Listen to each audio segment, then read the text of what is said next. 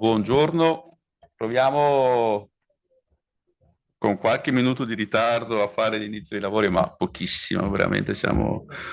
io lascerei subito la parola a Paolo Ghezzi, direttore generale di Infocamere, che ci ospita, che è partner attivo di Digital Meet da tanti anni e che è soggetto molto attivo sul tema della trasformazione digitale, ma questo lo facciamo raccontare a Paolo.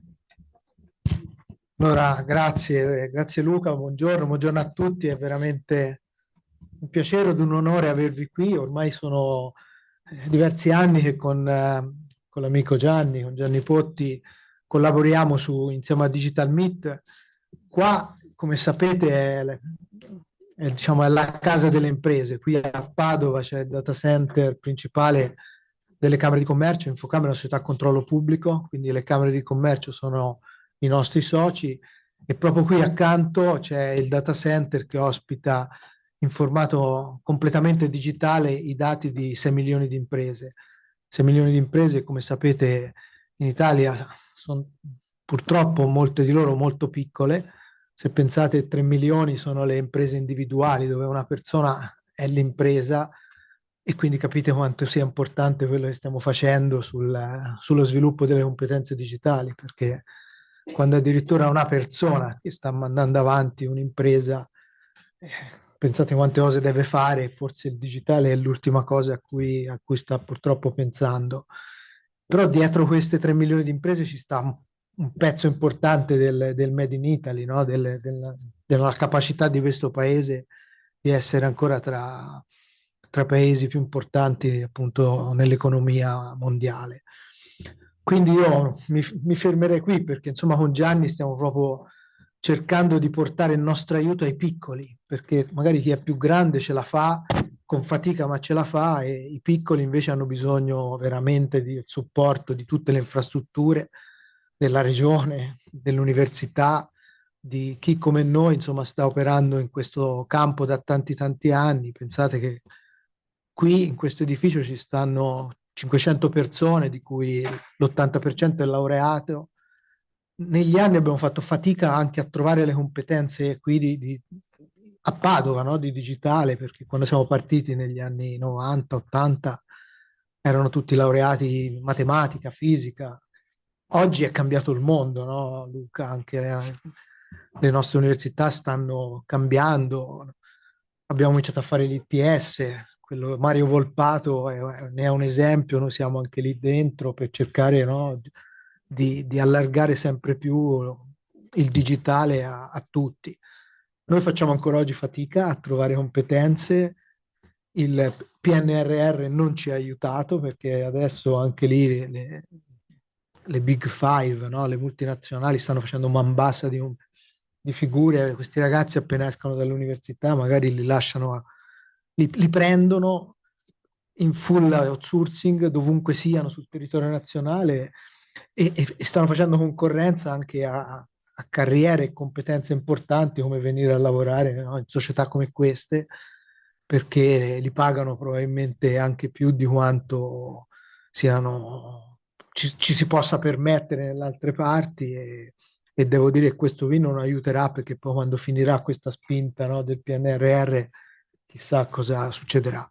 Io mi fermo qua, anzi dicendo che chi vorrà dopo, alla fine, se fare una visita al nostro data center che è qui dietro, credo sia una bella cosa da vedere. Insomma, stiamo lavorando anche con l'università, che ha portato qui le macchine di High Performance Computing, quindi HPC, e anche quella è un aspetto importante. Ci stiamo aprendo, cercando di fare da polo insieme al V6, no? Che è un altro punto di interconnessione in cui tutta la pubblica amministrazione del Veneto è collegata, grazie appunto a questo nodo di rete importante dell'Università di Padova, che è qui dietro, e quindi abbiamo potuto stendere la fibra, e quindi siamo collegati in fibra, e qui ci dà anche, è un centro stella questo di connettività di tutta la pubblica amministrazione veneta, e tramite appunto il V6 è collegata al mondo.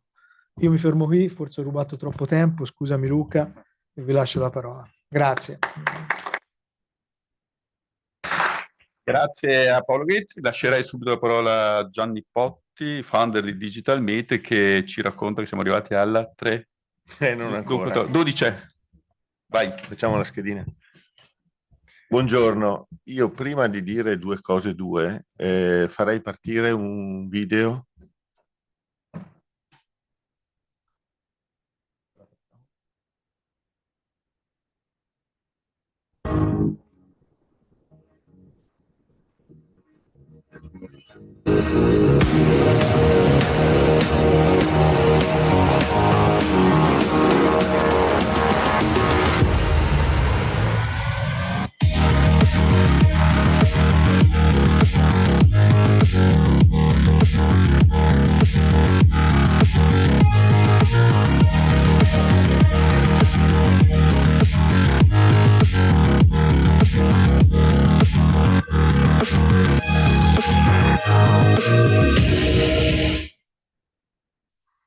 Bene, allora intanto grazie a Paolo Ghezzi che ci ospita anche quest'anno in questi spazi molto funzionali. E quando il comitato scientifico, del quale fanno parte tra gli altri autorevoli personaggi che ci sono in sala anche quest'oggi, come Luca, Paolo, Laura Locci, che è da qualche parte, eccola qui. Il tema sul quale abbiamo fatto riferimento è come le nuove tecnologie, blockchain, intelligenza artificiale, metaverso, che più ne ha più ne metta, come le nuove tecnologie impattano sul capitale umano. Temino facile, ma credo sia stato ben centrato perché in questo momento stiamo parlando molto di questo rapporto tra l'uomo e la macchina. Lo troverete in 100 sfaccettature, da quelle che ci racconterà domani alle 5 ed è fully book, se ho ben capito, Federico Faggin, che sarà per la terza volta ospite di Digital Meet, fino a delle ragazze influencer che hanno più di 1 milione e mezzo a testa, sono 3 e fanno circa 5 milioni di follower, che saranno in municipio a Padova sabato mattina. Insomma, chi ha voglia, www.digitalmeet.it e la facciamo finita, se no vi annoio. No, le due considerazioni sono queste. La classifica. Ogni anno, quando ci troviamo, specie in questo che di solito è il primo appuntamento della mattina del primo giorno, l'anno scorso eravamo tra il 24 e il 25 posto e ogni volta io ripetevo, e dietro avevamo la Bulgaria, la Romania, Cipro e qualcos'altro. Quest'anno, udite, udite, ma lo sapete meglio di me, siamo diventati 19esimi. Ma le statistiche vanno studiate e approfondite. Allora andiamo a scoprire che da un lato è dovuto a un miglioramento della banda, dell'infrastruttura connettività. 2, il 5G che qualcosa c'è in giro, e questo ha alzato la classifica, ma perdiamo addirittura, retrocediamo ai punti sul tema dell'alfabetizzazione delle competenze. Segno che il nostro lavoro non solo non è, ahimè, finito, ma è molto lungi da arrivare in porto, sia per le nuove generazioni che per quelli un po' più avanti con gli anni. La seconda considerazione. Dice l'Unione Europea che perderemo 1 più 1 meno causa l'intelligenza artificiale, poi sti numeri vengono sparati sui giornali per fare effetto. Comunque diamo per buono 20 milioni di lavoratori, ma ne recupereremo almeno altrettanti, se non di più, grazie all'arrivo di nuove professioni, che sono, li cito proprio nell'ordine di questa graduatoria: intelligenza artificiale, esperti di cyber security, tecnici di manutenzione per veicoli a guida autonoma, consulenti di benessere digitale, che vuol dire dalla telemedicina fino alle terme, fino alla salute, tutto quello che è benessere, agricoltori verticali, designer di realtà virtuale aumentata, che sono i moderni architetti, per dirla all'antica. Ecco, questo per dire che io, dopo potrà essere oggetto anche di discussione, visto che qui si progettano competenze. Io non sono mai spaventato dalle rivoluzioni, l'importante è conoscere a cosa andiamo incontro, surfare l'onda, come si dice in questi casi, e non farsi travolgere. Questo è il passaggio vero che ci compete, visto che questa è una sala, tra virgolette, di intelligenza digitale, chiamiamola così, quindi di un livello elevato. Credo che dobbiamo farci carico di spiegare. Questo è il passaggio prossimo, di creare il contatto tra la macchina e l'essere umano. Se non capiamo questo non andiamo da nessuna parte, quindi la sfida che lanciamo anche qui questa mattina è proprio diretta in questa direzione. Grazie Luca. Grazie Gianni. Quindi l'edizione numero 12, avevo detto 13. Grazie a tutti e benvenuti a questo evento che, come ha detto il dottor Potti, inizia questa settimana di immersione sul mondo del digitale. Dirò 3 cose molto veloci, veramente, per poi lasciare il palco a persone molto più qualificate. La prima è un sincero ringraziamento a Digital Meet, a Gianni Potti e a tutto il tuo staff che da 12 anni fa questa iniziativa. E non è un ringraziamento soltanto di circostanza, perché oggi siamo qua, siamo di nuovo qua e lo facciamo da tanti anni, perché il mondo sta cambiando. Hai citato bene tu alcuni numeri, le sfide che ci attendono sono complesse ed è impensabile che solo la pubblica amministrazione possa affrontare il cambiamento da solo. È necessario che le migliori risorse del nostro territorio, fondazioni, soggetti privati, iniziative anche del pubblico, lavorino assieme e secondo me Digital Meet rappresenta veramente una grandissima opportunità, una coalizione, un gruppo, un sistema di sinergie fortissimo che dimostra come il Veneto, ma non solo, perché poi da diversi anni Digital Meet opera su tutto il territorio nazionale, rappresenta un'occasione di eccellenza. E quindi grazie per quello che avete fatto e per quello che continuerete a fare nei prossimi anni.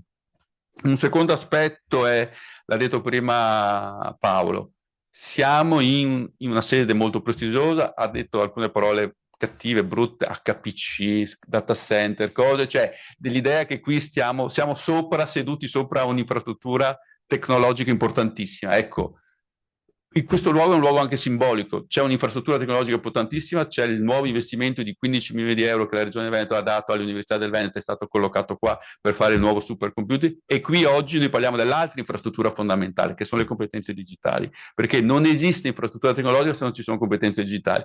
Se abbiamo le competenze ma non abbiamo l'infrastruttura, facciamo poco, ma se abbiamo l'infrastruttura e non abbiamo le competenze non facciamo nulla. Quindi la scelta di questo luogo è anche perché noi crediamo che queste 2 dimensioni, questi 2 driver, non è che lo diciamo noi, lo dice l'Unione Europea nel decennio digitale, lo dicono tutti i documenti di policy nazionali e anche l'agenda digitale, sono 2 driver fondamentali del cambiamento, infrastruttura e competenze. Ci sono altri, ma oggi non ne parliamo.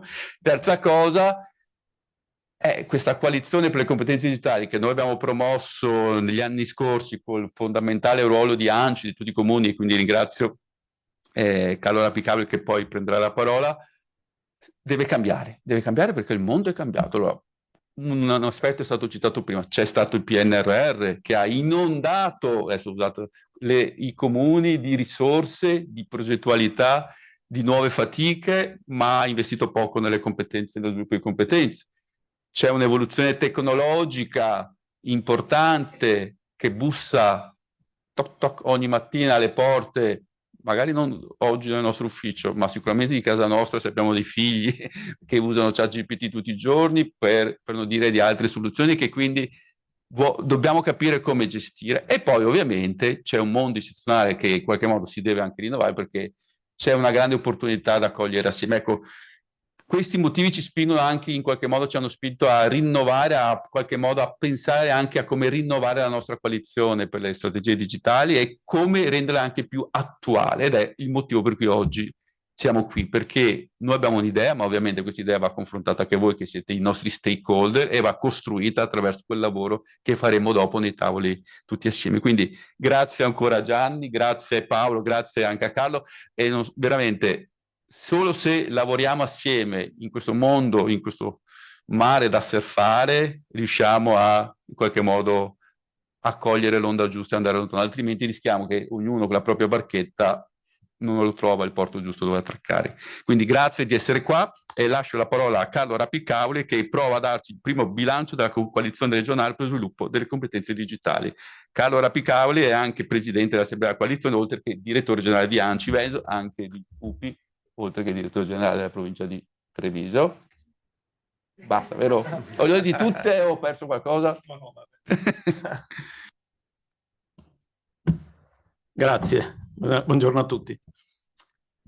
Allora, cerchiamo di dare alcuni numeri di attività, però prima una riflessione generale, credo anche da questi spunti iniziali è opportuno farla, soprattutto per il mio ruolo di rappresentante degli enti locali, perché già affrontiamo da tempo delle sfide molto difficili.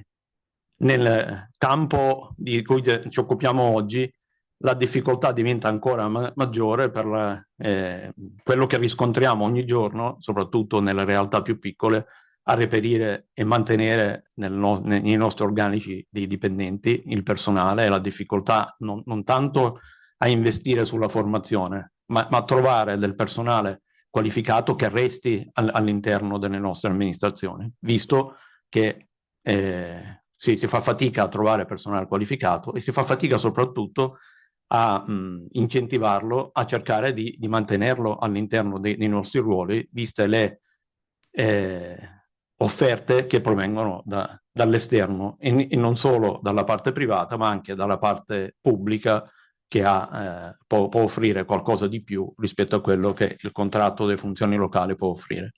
Allora, questo concetto di coalizione, che può sembrare così altisonante o insomma una assemblea di coalizione, però è il senso, è l'unica prospettiva che noi oggi abbiamo per poter affrontare le sfide. E le nostre sfide sono quelle di garantire i servizi ai cittadini, ma anche di avere delle risposte di tipo organizzativo al nostro interno, sia per adeguarci alla normativa che ci impone questo. Pensiamo adesso anche alle nuove disposizioni del codice, proprio nei contratti mi riferisco, che sembra non abbiano nulla a che vedere, ma ce l'hanno, per esempio il BIM, c'è la nuova modalità di progettazione che forse con il correttivo che andrà oggi in Consiglio dei Ministri viene spostato di 6 mesi, ma che ci impone una nuova modalità anche di gestione di quelle attività che sono, per esempio, la gestione, progettazione e gestione delle opere, che insomma impone una visione, un'impostazione completamente diversa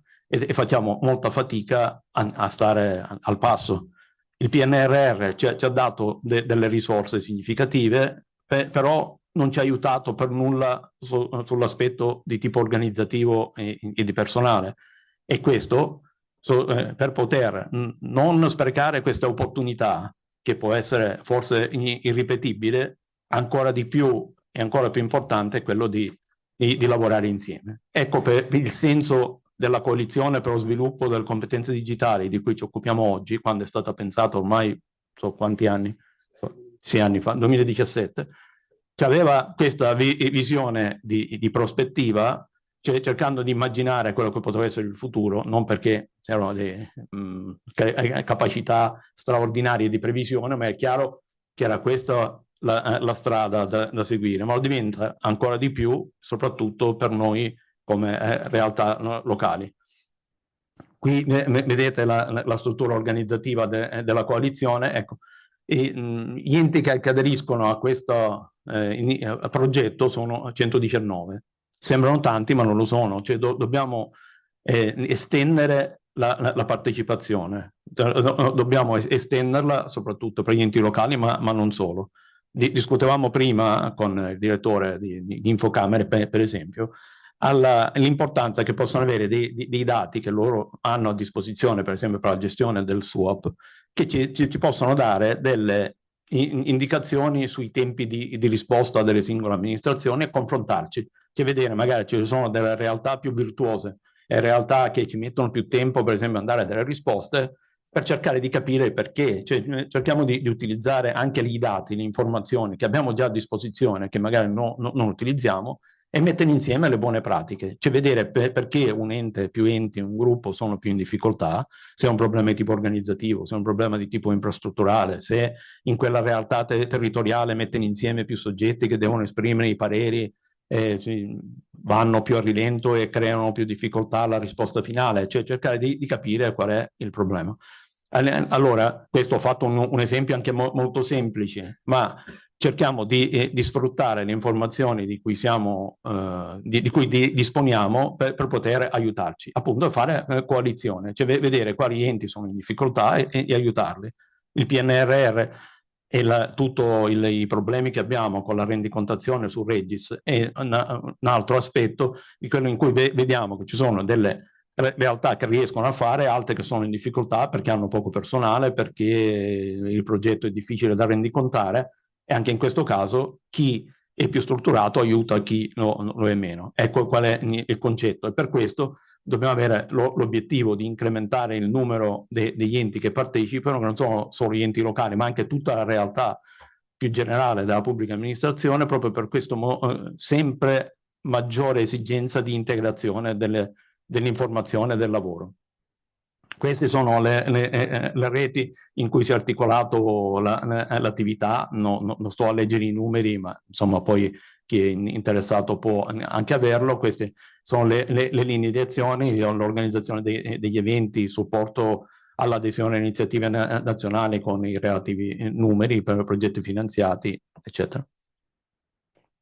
I numeri non sono pochi, sono importanti, soprattutto per le presenze negli eventi, e vedete che ci sono più enti partecipanti rispetto a quelli che sono iscritti o che partecipano formalmente alla coalizione. Questa è una delle questioni che appunto rende l'idea di quanto sia importante l'aspetto della formazione, l'aspetto dello scambio delle buone pratiche. Per questo è importante avere come obiettivo di allargare il più possibile la partecipazione. Più siamo, più riusciamo a mettere insieme le forze già scarse che abbiamo da gestire. Ecco perché l'obiettivo che dobbiamo porci per il futuro è proprio quello che dicevo, cioè aumentare l'adesione alla coalizione, perché non pochi, ma il 56% degli enti che partecipano all'iniziativa non partecipa formalmente alla coalizione, e quindi incentivare anche la comunicazione, l'informazione, la promozione della partecipazione alle varie attività. Ecco perché come obiettivo prossimo è quello di avere una maggiore adesione, e che non è tanto per far numeri, ma è proprio per affrontare le sfide che molto sinteticamente, visto il tempo breve a disposizione, ho cercato di illustrare, ma è la sfida che tutti noi siamo chiamati ad affrontare per il futuro. Grazie e buon lavoro a tutti. Grazie a Carlo Rapicavoli. Inviterei Tiziano Barone sul palco, ma nel frattempo penso che l'intervento del dottor Rapicavoli sia significativo, non soltanto per la descrizione e anche l'analiticità dei numeri che ha dato, ma perché in qualche modo ci mette anche una postura di accountability, cioè quello che facciamo va in qualche modo rendicontato, va in qualche modo dichiarato, va in qualche modo anche portato come risultato a tutti. Tendo a precisare una cosa che non è stata detta: l'adesione non comporta oneri, è soltanto un impegno che l'istituzione, l'amministrazione fa all'interno di questo gruppo, magari mettendo a disposizione le proprie competenze. Non ci sono oneri diretti, anzi, più siamo, più poi abbiamo la possibilità anche eventualmente di recuperare, di fare fundraising, come si dice in gergo.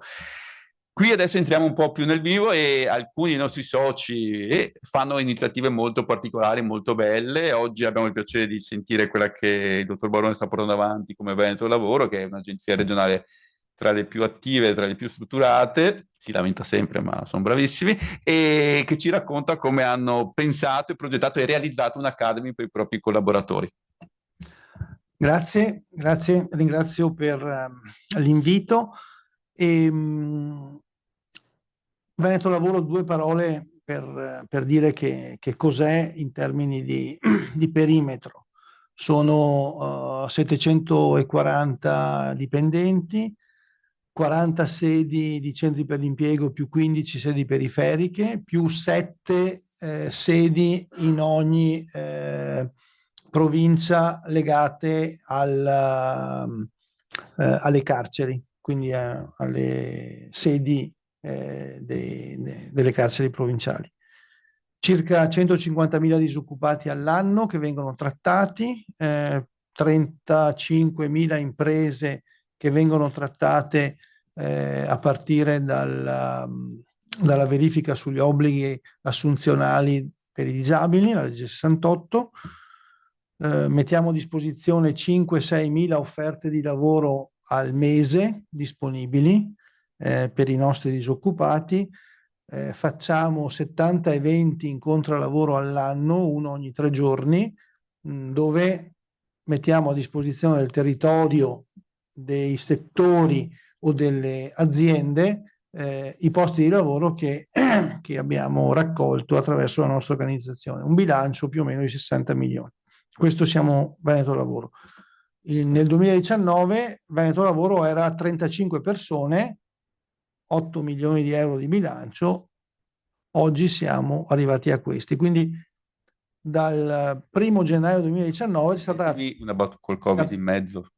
Col Covid in mezzo. Infatti è stato interessante il Covid perché noi abbiamo fatto nel 2020 200 assunzioni. Siamo state la terza azienda veneta in termini di assunzioni. Quindi noi, nonostante il Covid, avevamo avviato i concorsi nel 2019 a settembre e la prima assunzione l'abbiamo fatta il 1° marzo 2020, quindi una settimana dopo la chiusura. Abbiamo rischiato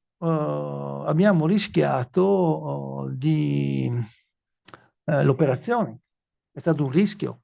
Potevamo fermare tutto per 6 mesi, invece abbiamo rischiato di accogliere così tante persone, puntando però sulla formazione. E quindi diciamo che dal punto di vista dei fattori innovativi che noi abbiamo messo in gioco immediatamente dopo il passaggio dalle province, quindi 2019, sono stati proprio in termini, proprio in ordine, una riorganizzazione dei centri per l'impiego basata non più su tante figure professionali, ma su 3 figure professionali: il responsabile del centro per l'impiego, il case manager, la persona che segue le persone, e l'account manager, la persona dedicata alle imprese. L'account manager ha come obiettivi il portafoglio, aziende e le offerte di lavoro, mentre il case manager ha come obiettivo il trattamento di tutti i disoccupati che arrivano progressivamente. Abbiamo poi affrontato molto i processi e le procedure, perché venivamo da dimensioni provinciali in cui ogni provincia faceva come voleva, e quindi abbiamo cercato di omogenizzare. La digitalizzazione dei servizi è stato un altro tema su cui abbiamo lavorato. Abbiamo poi nella digitalizzazione investito sulla chatbot per poter servire i digitali, gli utenti digitali. Tenete conto che su 150.000 persone che sono i disoccupati, metà hanno difficoltà digitali, o come competenze o come strumenti, cioè 70.000 persone che sono in difficoltà. Tenete conto che molti di questi sono stranieri. Tenete conto che ogni anno nella nostra regione, in termini solamente di ricongiungimenti familiari, arrivano 15.000 persone che sono analfabeti, non solo digitalmente, ma sono analfabeti proprio complessivamente. Quindi la realtà, diciamo, che noi serviamo è una realtà caratterizzata da questi aspetti, soprattutto legati proprio alla difficoltà digitale. E poi abbiamo avviato l'Academy. L'Academy è stata una intuizione semplice, nel senso che quando il principio è stato proprio elementare, quando un'azienda diventa una media azienda, cioè supera i 250 dipendenti, il mio pensiero era: deve dotarsi di un'Academy, cioè deve dotarsi di una struttura capace di trattare il capitale umano presente e futuro in modo sistematico, per sempre. Diciamo, sarebbe l'evoluzione dell'ufficio del personale a qualcos'altro, no? E questo qualcos'altro è caratterizzato dal fatto che la dimensione demografica è una dimensione che adesso si sta cominciando a realizzare, però noi ne parliamo da tempo. Se voi pensate che nel 2030, cioè dopodomani, fra 6 anni, la numerosità delle persone in età lavorativa in Veneto cala di 400.000 persone, cioè fra 6 anni, 400.000 persone. Fortunatamente la fascia di età del baby boom riesce a controbilanciare. In ogni caso mancheranno all'appello tra i 15 e i 45 anni 400.000 persone, ok? In quella fascia lì. E poi verrà complessivamente recuperata, per cui il saldo finale sarà di 150.000 in meno. E questo evidentemente è una questione che riguarda tutti dal punto di vista del reclutamento. Quindi l'Academy è stata la prima iniziativa proprio volta a gestire il capitale umano presente e futuro. Per cui abbiamo lavorato molto sull'induction, sui nuovi assunti, sull'aggiornamento e anche sugli utenti esterni. Per esempio facciamo ogni anno un'attività legata al disability management, che è proprio un percorso formativo volto alle imprese, agli operatori, che li metta che li avvicini sia agli obblighi che noi abbiamo che a tutte le opportunità che ci sono. Le ore di formazione sono molte, arriviamo a 8.000-10.000 ore di formazione e in particolare poi per la parte digitale abbiamo svolto con Syllabus le 4 ore per i 700 dipendenti, che è stata un'avventura. Tematiche che attualmente stiamo svolgendo sono tradizionali, l'aggiornamento normativo, lavoriamo sulle professioni più richieste dal mercato del lavoro, abbiamo fatto formazione sull'analisi e sullo sfruttamento lavorativo, tutta la parte amministrativa, anticorruzione, trasparenza. Iniziamo questo mese con i servizi sulle lingue straniere con la piattaforma GoFluent. Sull'informatica abbiamo fatto molte cose, legale, comunicazione, competenze manageriali. Le collaborazioni sono con INPS, con Valore PA, con la Fondazione Gazzetta Amministrativa della Repubblica Italiana, con la Scuola Nazionale dell'Amministrazione, con Regione Veneto per la Coalizione per lo Sviluppo delle Competenze Digitali e poi la piattaforma Syllabus della Funzione Pubblica. Strumenti interni che noi abbiamo utilizzato, abbiamo subito pensato ad un portale che fosse usabile sia per le azioni, diciamo, miste, aula online, ma soprattutto che potesse disporre di tutte, non solo della documentazione, ma anche di un pacchetto di pillole multimediali che ci consentono di comunicare più rapidamente il contenuto su cui i nostri colleghi devono lavorare. Oltre agli strumenti delle pillole multimediali abbiamo iniziato anche un percorso rispetto all'uso dell'intelligenza artificiale, soprattutto rispetto a tutte le procedure che abbiamo e quindi sulle regole del gioco con cui andiamo poi a operare nei confronti dei nostri utenti. Sviluppo futuro. Noi all'interno della nostra organizzazione abbiamo anche una redazione del portale Click Lavoro che produce comunicazione su tutto il tema dell'accesso al lavoro e all'accesso alle politiche attive. Vi invito proprio a guardare sia su Instagram che sui social. Questa settimana siamo usciti con una nuova linea di comunicazione che racconta come alcuni nostri utenti hanno trovato lavoro attraverso i centri per l'impiego.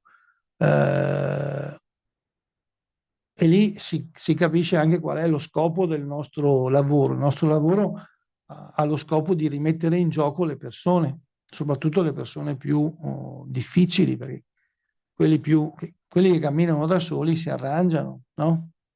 Utilizzano le agenzie per il lavoro private. Ecco, chi rimane incagliato spesso si rivolge al centro per l'impiego. E questo secondo me è interessante perché descrive lo stile con cui anche noi collaboriamo. Quindi lo sviluppo futuro, una forte collaborazione tra academy e redazione, proprio per poter trasferire prodotti volti proprio sia internamente che esternamente. A livello di sistema informativo abbiamo comunque l'esigenza di rivedere l'architettura con il data center, ma su questo stiamo definendo con la Regione un contratto di servizio permanente importante. Le applicazioni sull'intelligenza artificiale rappresentano per noi un tema su cui lavorare. Ecco, sicuramente la partita legata alla cyber security è un tema rilevante in questo momento, sia dal punto di vista dei rischi che corriamo noi nell'operatività. Ricordo il caso dell'AS 6, no? Che alla fine poi il problema era sostanzialmente la chiavetta. Quindi un certo modo di trattare i propri sistemi. D'altra parte però c'è tutta una partita legata alla manutenzione e all'allarme di ciò che avviene dal punto di vista dell'attacco dei sistemi, che rappresenta un'azione di tipo più infrastrutturale. Ho presente che recentemente cominciano ad arrivarci le segnalazioni su utenti che arrivano da paesi stranieri in ore notturne, in cui evidentemente l'interesse non è di andare a lavorare sui sistemi del lavoro, ma di altro tipo. Allora, tenendo conto appunto che noi comunque abbiamo i dati dei disabili, di tutte le persone, è evidente che la partita della sicurezza è una questione che riguarda sia la dimensione infrastrutturale, ma soprattutto la dimensione, come dire, di uso normale, quindi di attenzione normale su come si trattano i propri strumenti, no? E quindi come tratto le mail che mi arrivano, come gestisco i file che spedisco, ma questo è un problema più di educazione, di sensibilità, però su questo bisogna continuare a lavorare, su questo probabilmente c'è da fare insieme un percorso sistematico di attenzione. Grazie veramente al dottor Borona che ci ha fatto un inquadramento approfondito delle iniziative di Veneto del Lavoro. Due passaggi interessantissimi che mi sono segnato, sicuramente quest'ultimo sulla cybersicurezza e sull'educazione a comportamenti corretti da parte dei singoli, che spesso sono la prima causa degli incidenti. Il secondo, quell'abbinamento interessante tra la comunicazione, storytelling e la formazione come aspetto importante, perché se noi comunichiamo all'esterno cosa facciamo, poi dobbiamo dirlo anche all'interno in modo tale che poi gli operatori capiscano le reali ricadute delle proprie attività. Passerei la parola a Nello Iacono, che dovrebbe essere collegato in streaming da Roma, in video. Vediamo se ci sente e ci vede. Ci sono, vi vedo e vi sento.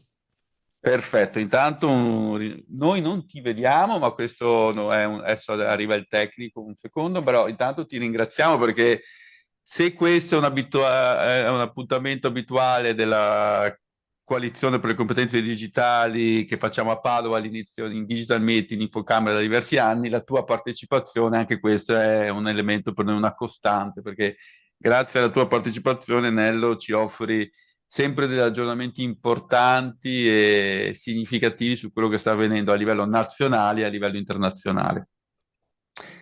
Grazie quindi per essere qui anche oggi. Contiamo poi, come sempre, di almeno una volta all'anno di vederci in persona, ma intanto usiamo la parte, le facility tecnologiche. Vediamo se... Nello, non ti vediamo, ma ti sentiamo. Eccoti qua, adesso ti vediamo benissimo. Perfetto. Davanti alla tua libreria. Hai sempre la barba. Sempre lì siamo. sei sempre lì. Hai un quarto d'ora 20 minuti, quello che ritieni più opportuno, per raccontarci un po' lo stato dell'arte, delle iniziative nazionali. Sappiamo che ci sono delle azioni PNRR importanti in corso, di cui anche noi siamo protagonisti, ma ti lasciamo parole e schermo. Ok, grazie. Eh sì, prima o poi riesco anche a essere in presenza, però vi ringrazio dell'invito e, per condividere lo schermo mi dice qui il sistema che non deve esserci un'altra proiezione in corso. Dic- quindi, ok, perfetto. Così condivido.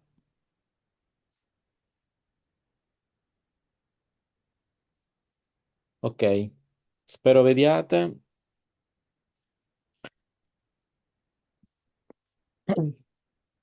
Volevo dare così un qualche spunto di riflessione e poi ovviamente delle informazioni su quello che si stava portando avanti e del lavoro che si sta che è in questo momento in corso, soprattutto perché, come sapete, ogni anno facciamo un giro di verifica sullo stato delle azioni che sono state portate avanti e sono state pianificate per il piano operativo della strategia e quest'anno in più abbiamo anche una spinta da parte della Commissione europea rispetto alla traiettoria sul decennio digitale, però insomma cerchiamo di far tutto nei tempi. Diciamo che la prima cosa che continuo a dire è che purtroppo non è del tutto stata recepita, diciamo così, in modo diffuso, è il fatto che ormai non possiamo parlare del digitale come qualcosa di accessorio o qualcosa, insomma, che può avvenire dopo, diciamo, sia a livello di formazione, sia a livello di progettazione di iniziative. Come dicevi prima tu, anche Luca, cioè, senza competenze non si va da nessuna parte. E questo è perché appunto siamo in questa dimensione on life dove sappiamo che il digitale è del tutto pervasivo, soprattutto adesso con le tecnologie di intelligenza artificiale, la nuova elettricità, con questa rivoluzione digitale sempre più dinamica. Ovviamente noi dobbiamo pensare che il digitale in qualche modo forma il contesto in cui viviamo e quindi diciamo da questo punto di vista avere la piena consapevolezza che ovviamente poggia sull'acquisizione delle competenze diventa fondamentale. E diventa fondamentale per più ragioni, sicuramente da un punto di vista di attività economiche, anche lavorative, imprenditoriali, ma anche per quanto riguarda la capacità di tenuta sociale di una democrazia che si basa sul fatto che appunto le persone siano sufficientemente, adeguatamente informate, consapevoli, competenti per poter intrattenere dei dialoghi, ma anche per poter dare il loro contributo rispetto alla direzione verso cui può andare la società nel suo complesso e poi nei suoi diversi aspetti. Non è un caso che appunto già nel 2020 la Commissione europea metteva il punto dell'importanza fondamentale delle competenze digitali come uno dei punti per riuscire a sviluppare la società digitale. Questa consapevolezza digitale è importante a tutti i livelli, ovviamente nel momento in cui parliamo di una consapevolezza del livello, diciamo, manageriale, sia privato sia pubblico, stiamo parlando di una capacità di pensare digitale, ma anche di indirizzare l'evoluzione tecnologica che diciamo, non può essere subita, deve essere in qualche modo governata, proprio perché come in tutte le grandi evoluzioni tecnologiche, il business e quindi gli interessi di pochi, delle grandi aziende, dei grandi operatori, sono quelli che poi rischiano di condizionare anche come si utilizza la tecnologia. Quindi consapevolezza digitale è fondamentale, si deve poggiare sulle competenze. Se parliamo ovviamente di competenze di chi ha responsabilità di guida di progetti, di unità, di funzioni, stiamo parlando di leadership, come sappiamo. Altrimenti stiamo parlando di competenze professionali sull'ICT, dove siamo in grande carenza da tutti i punti di vista, perché appunto soprattutto insomma sia in termini di numero, ma anche appunto di effettiva capacità di eh, riuscire a formare le giuste risorse, siamo indietro. Poi ovviamente competenze digitali di base, dove abbiamo un grande problema. Ed abbiamo un grande problema perché abbiamo un grande problema anche di analfabetismo funzionale. A fine anno dovrebbero uscire nuovi risultati delle indagini OCSE PIAC, quindi sulle capacità sull'alfabetizzazione funzionale in matematica e in lettoscrittura e interpretazione degli adulti, e i risultati non sono assolutamente incoraggianti, non si va bene, anzi ci sono diversi fenomeni di regressione, soprattutto nelle fasce giovanili.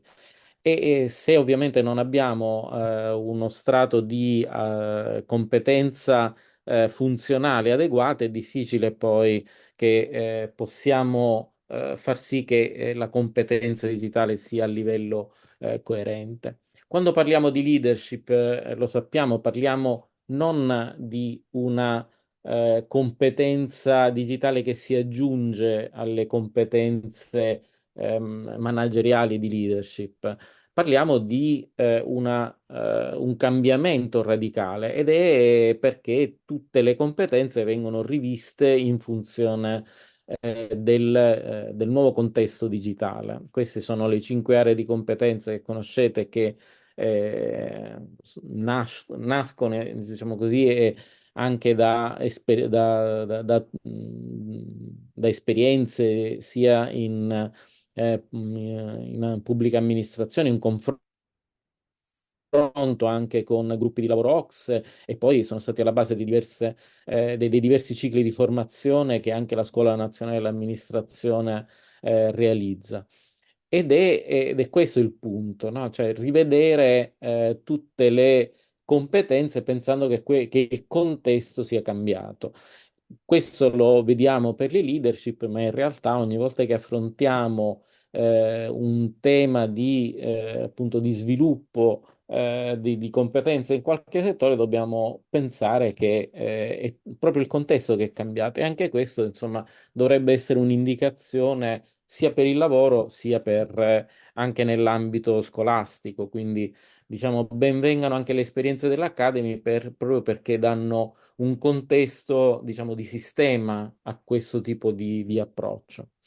Come siamo messi? Le competenze digitali di base in Italia, almeno a fine 2023, secondo le rilevazioni Istat, vedono la maggioranza della popolazione tra 16 e 74 anni che non ha competenze digitali di base, e quindi stiamo parlando di circa 24 milioni di persone, e di questi 18 milioni sono utenti internet.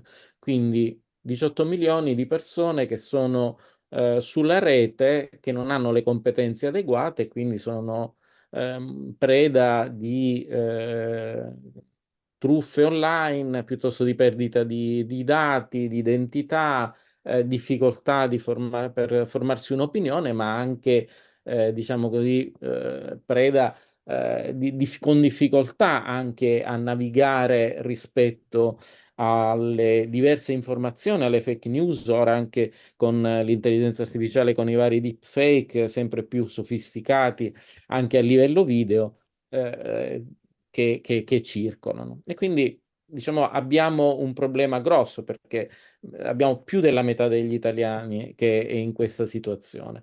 Ma anche dall'altra parte, coloro che hanno competenze digitali, almeno di base, non le hanno sviluppate ancora molto a livello avanzato, sono solo 10 milioni. Sappiamo che anche i servizi, diciamo così, che via via si stanno evolvendo sia a livello privato sia a livello pubblico, richiedono competenze digitali che, diciamo, in qualche modo eh, si avvicinano a quelle intermedie, a quelle avanzate, secondo lo schema Digicomp che sapete che definisce che cosa sono le competenze digitali. Schema Digicomp che dovrebbe essere alla base di tutta la formazione che facciamo di base per consentire a tutti di avere le adeguate competenze digitali. Come sappiamo è stato anche tradotto in italiano e quindi è di facile accesso. E quando parliamo di competenze digitali, quindi parliamo di queste 5 aree di competenza e nonostante abbiamo quei numeri molto negativi, quindi quel 24 milioni, sappiamo anche che guardando nei numeri, in realtà ci sono delle carenze su alcune aree in particolare, perché diciamo più o meno il 70% degli italiani almeno per 3 aree di competenza ha competenze di base. Ma dove sono le maggiori carenze? Trasversalmente le maggiori carenze le abbiamo sulla sicurezza, quindi tutto il discorso che veniva fatto giustamente prima sul tema della sicurezza, sulla educazione alla cyber security diventa sempre più fondamentale perché una delle maggiori carenze che abbiamo in Italia ed è per questo che stiamo facendo un accordo con l'Agenzia per la Cybersicurezza Nazionale per vedere appunto di fare insieme una grande opera di sensibilizzazione a partire ad esempio dalla formazione per i cittadini che viene svolta nei punti digitale facile e le organizzazioni della coalizione.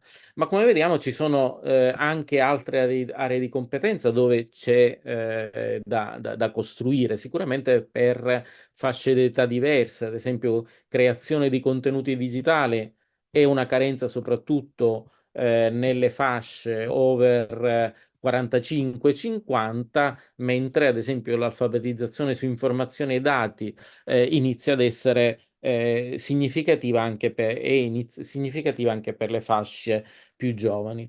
Però sicuramente avere un approccio di dettaglio sui dati serve per capire quali sono le azioni specifiche, ma sicuramente noi abbiamo un problema generale anche di utilizzo in generale dei servizi. Questo è sempre preso dalle immagini della rilevazione Istat 2023, uno spaccato su alcuni servizi pubblici, da dove si vede che, ad esempio, anche quello che sembrerebbe banale naturalmente diffuso come il servizio di prendere l'appuntamento, fare una prenotazione per diversi servizi pubblici, in realtà è veramente diffuso. Cioè non è molto diffuso, ma anche quella diffusione presenta un divario territoriale molto forte tra centro-nord e mezzogiorno. Vedete la differenza tra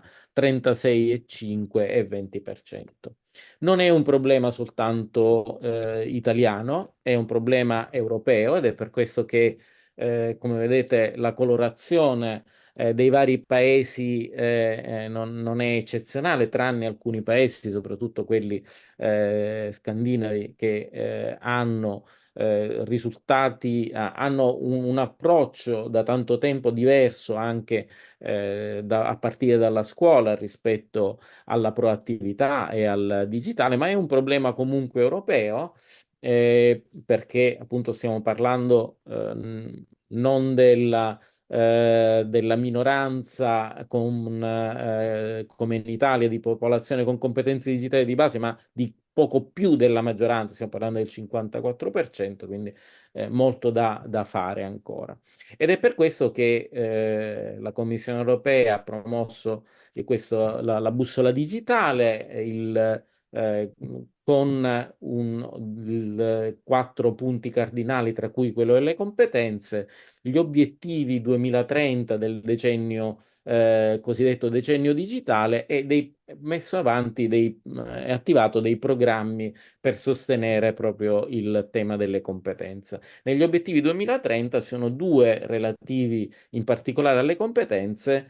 Le competenze digitali, raggiungere l'80% di individui con competenze digitali, almeno di base, e 20 milioni di specialisti che corrispondono circa al 10% di occupati. Quindi qualcosa che riflette una situazione di difficoltà, ma dall'altra parte, insomma, tenta di spingere verso un'ambizione abbastanza forte da tutti i paesi.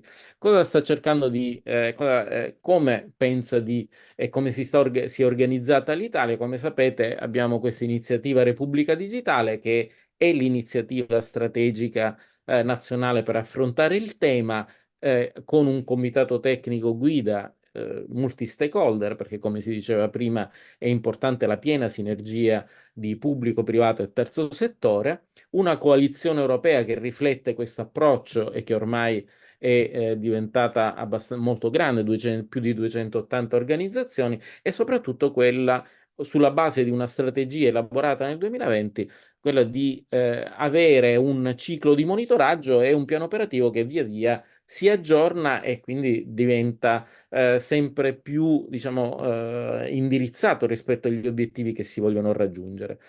Una grande mano l'hanno dato i finanziamenti del PNRR per diversi progetti del piano operativo, tra cui quelli di cui si ha accennato Luca, quindi la rete dei servizi, dei punti di facilitazione digitale, oltre che il servizio civile digitale, indirizzato proprio ai cittadini, tenendo conto che a livello nazionale un'iniziativa sulle competenze digitali dei cittadini in realtà non c'era mai stata.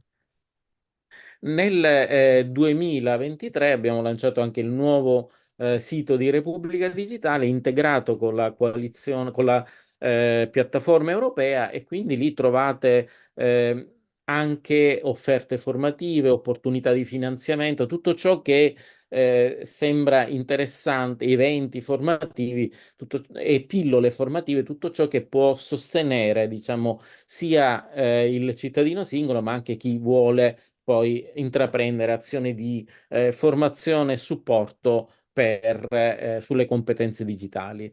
In questo network di 350 progetti, più di 280 iniziative, sono in corso anche delle attività di gruppi di lavoro sui diversi assi di intervento della strategia, proprio per riuscire a far sì che la coprogettazione, che è uno dei temi, diciamo, di questo incontro, la coprogettazione consenta di indirizzare delle proposte di azione su temi particolari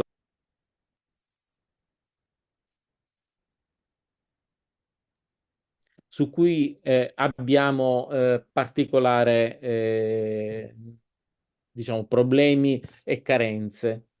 E quindi abbiamo un gruppo di lavoro sulle competenze ICT, a cui partecipa naturalmente anche Infocamera, ad esempio, perché pubblico, privato, terzo settore devono trovare un modo per riuscire a capire come questa carenza può essere superata. La strategia nazionale è quella che trovate sul sito Repubblica Digitale, con 4 assi di intervento, indicatori che permettono di capire se le diverse azioni poi raggiungono l'impatto atteso, con dei coordinatori che sono nei diversi ministeri, e delle azioni che sono sia amministrazioni centrali sia le azioni delle regioni, che sono ovviamente fondamentali per declinare sui singoli territori anche le azioni e gli approcci nazionali, e poi le azioni della coalizione nazionale. Nel piano e trovate diverse azioni. Molte di queste le abbiamo riportate come principali azioni nella roadmap nazionale per il decennio digitale. E quindi sulla parte istruzione abbiamo tutto ciò che ovviamente porta avanti il Ministero dell'Istruzione e del Merito, anche finanziato dal PNRR, ma non solo, vedete il piano scuola digitale, ci sono interventi anche del MUR, ma soprattutto nell'ottica delle competenze ICT. Sul privato, come sapete, le iniziative del Ministero del Lavoro, su cui vediamo appunto una parte importante sulle competenze digitali, e quindi stiamo collaborando perché sia non soltanto ovviamente lo schema di riferimento il Digicomp, ma anche i materiali formativi che abbiamo sviluppato per i facilitatori possano essere utilizzati anche per il programma GOL, così come appunto stiamo parlando, siamo in sede Infocamera, ovviamente tutto ciò che ha a che fare col punto impresa digitale con Unioncamere è fondamentale per azioni verso soprattutto piccoli e micro imprenditori. Altre azioni del piano operativo sono sulle competenze specialistiche ICT, dove siamo molto indietro e su cui il mismatch ci porta ad avere anche difficoltà da parte delle aziende di avere professionalità di questo tipo, e ci sono delle azioni che vengono svolte sia a livello appunto di privato. C'è la misura del Fondo per la Repubblica Digitale che cerca di sostenere la professionalizzazione sulle ICT delle categorie più deboli, e dall'altra parte ci sono appunto iniziative anche del Ministero dell'Università e della Ricerca, oltre che il tema della cybersicurezza. Sui cittadini abbiamo, come sapete, questi progetti finanziati dal PNRR, il cui diciamo quello che dovrebbe avere vogliamo che abbia un maggiore impatto è quello della rete dei servizi di facilitazione digitale, con circa 3.000 punti digitale facile entro il 2024 attivi, e alla fine del PNRR 2 milioni di cittadini coinvolti, con l'ambizione, con l'obiettivo che questa sia un'esperienza che da un lato porti un'infrastruttura fisica su tutto il territorio, dove poggiare azioni di formazione anche avanzata per i cittadini, ma via via magari allargare anche e quindi il livello, diciamo così, di competenza che può essere acquisita, anche quindi con sperimentazioni sull'intelligenza artificiale, e dall'altra parte far sì che gli strumenti che noi mettiamo a disposizione dei facilitatori, quindi anche la piattaforma di formazione, possa essere utilizzata e utilizzabile in altri settori, in altre iniziative, dato che lì, insomma, sia a livello di Digicomp, sia a livello di formazione sui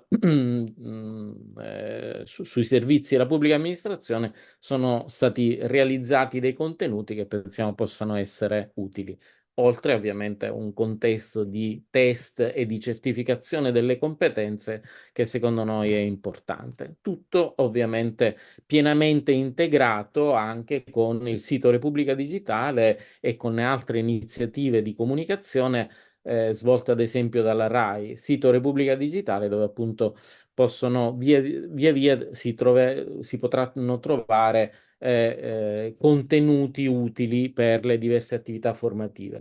Per quanto riguarda la parte pubblica, anche qui nel piano operativo si trovano diverse attività, soprattutto del Dipartimento Funzione Pubblica, e ad esempio aggiungeremo anche la recente iniziativa ANCI dell'Academy Comuni Digitali per dipendenti pubblici, ovviamente nell'evoluzione che avrà questa Academy, anche di integrazione con le iniziative del syllabus e quindi della funzione pubblica, in modo tale da avere un respiro anche di iniziative magari più declinate per le realtà locali, ma comunque usufruendo appunto del contesto più generale che è stato creato dalla funzione pubblica. E tutto questo ovviamente anche qui con uno sguardo particolare sulla sicurezza. Concludo con due riflessioni rispetto al decennio digitale. Uno è diciamo relativo al lavoro che adesso stiamo facendo. Come vedete, questa è la mappa dei diversi indicatori del decennio digitale e quindi rispetto agli obiettivi 2030 fissati dalla Commissione europea. Ce ne sono alcuni che sono che non riflettono e non riportano come roadmap nazionale italiana l'obiettivo europeo, però ce ne sono due anche relative alle competenze digitali. Come vedete, la riga Basic Skills non arriva al 100% dell'obiettivo europeo e così anche specialisti ICT. Questo perché nella roadmap nazionale siamo stati prudenti, nel senso che non abbiamo indicato, poiché ancora non avevamo i necessari elementi, le iniziative che potevano essere realizzate dopo il 2026. L'esercizio però che ci chiede la Commissione europea, su cui stiamo lavorando contemporaneamente ovviamente alla realizzazione del nuovo piano operativo, è quello invece di rafforzare le proiezioni delle due aree proprio per riuscire ad avere l'ambizione nel 2030 di centrare, di contribuire in maniera significativa all'obiettivo europeo e quindi quantomeno di arrivarci anche noi e quindi di arrivare a quell'80% di individui con competenze digitali.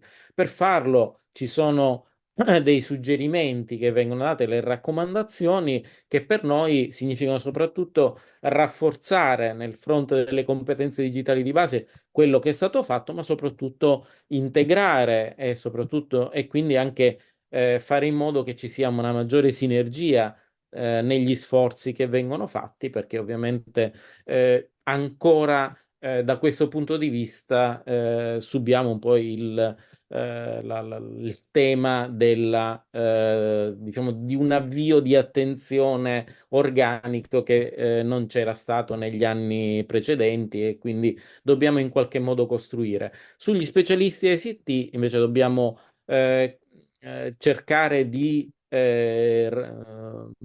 non soltanto trovare delle soluzioni, dei percorsi per appunto attrarre e trattenere specialisti ICT, ma anche trovare una conformazione che ci permetta nel breve di dare una risposta alla carenza che abbiamo e che è consistente. Siamo più o meno alla metà di quanto dovremmo essere secondo la Commissione europea, ma comunque abbiamo sicuramente centinaia di migliaia di persone che potrebbero essere inserite in attività aziendali se solo ci fossero queste professionalità. Dall'altra parte bisogna costruire un percorso che incentivi ovviamente anche le ragazze a intraprendere lo sviluppo delle competenze e dell'istruzione della carriera ICT e in generale di far sì che il tema dell'ICT sia sempre più considerato sempre più importante e fondamentale per il futuro e quindi per la crescita di tutti, e questo significa che ovviamente bisogna partire anche dalle scuole primarie, quindi avere lo sguardo del breve e del medio termine. Su questi punti su cui abbiamo iniziato già a lavorare nel piano operativo dell'anno scorso, stiamo continuando a lavorare in modo tale da avere delle proiezioni che ci consentano nel 2030 di essere vicini, aderenti agli obiettivi europei. Grazie Nello, Un po' lungo. la sala ti applaude. Grazie. Grazie di questa panoramica dettagliata su come se i numeri sono molto ruvidi, perché i primi numeri che ci hai dato ovviamente dimostrano uno scenario complicato, però il piano messo in atto a livello nazionale, che poi viene declinato a livello regionale, è un piano sicuramente interessante. Quindi grazie per questo spaccato.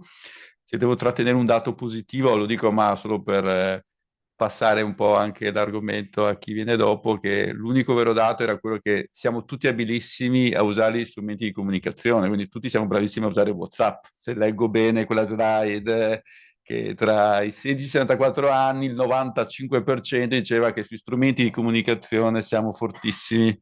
Anche mia madre, 87 anni, usa WhatsApp regolarmente, quindi, e anzi, se lo togli un giorno diventa un problema fondamentale, i figli devono fare pronto intervento per intervenire a ripristinarlo. Però è un tema interessante, forse dovremmo pensare a più servizi via WhatsApp, lo dico. Lascio la parola al professor Alessandro Sperduti, che invece ci apre un nuovo fronte, a parte le battute su WhatsApp, e ci racconta come, e qui lo diciamo anche qui, non potevamo anche noi non parlare di intelligenza artificiale, come l'intelligenza artificiale entra nel mondo della formazione. Questo Sperduti è uno dei nostri massimi esperti all'Università di Padova e non solo, e ci racconta di questo progetto che si pronuncia Encore, come si pronuncia Alessandro? È francese? Europeo. Europeo, Encore. Il ruolo dell'intelligenza artificiale nella co-creazione di percorsi di sviluppo delle competenze digitali. Quindi qualche tool. Qui facciamo uno switch anche tecnologico tra Microsoft e Apple. Non so se ce la faremo. Culturali, oltre che fisiche.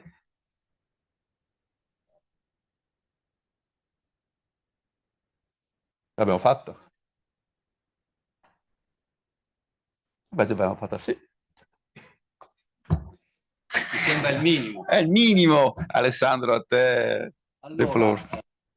Cerco, spero velocemente. Poi una battuta anche su questo tema dei ragazzi, certo. cioè sul tema della carenza delle professionalità ICT ce la devi fare, perché tu hai un ruolo attivo su aiutarci a risolverlo.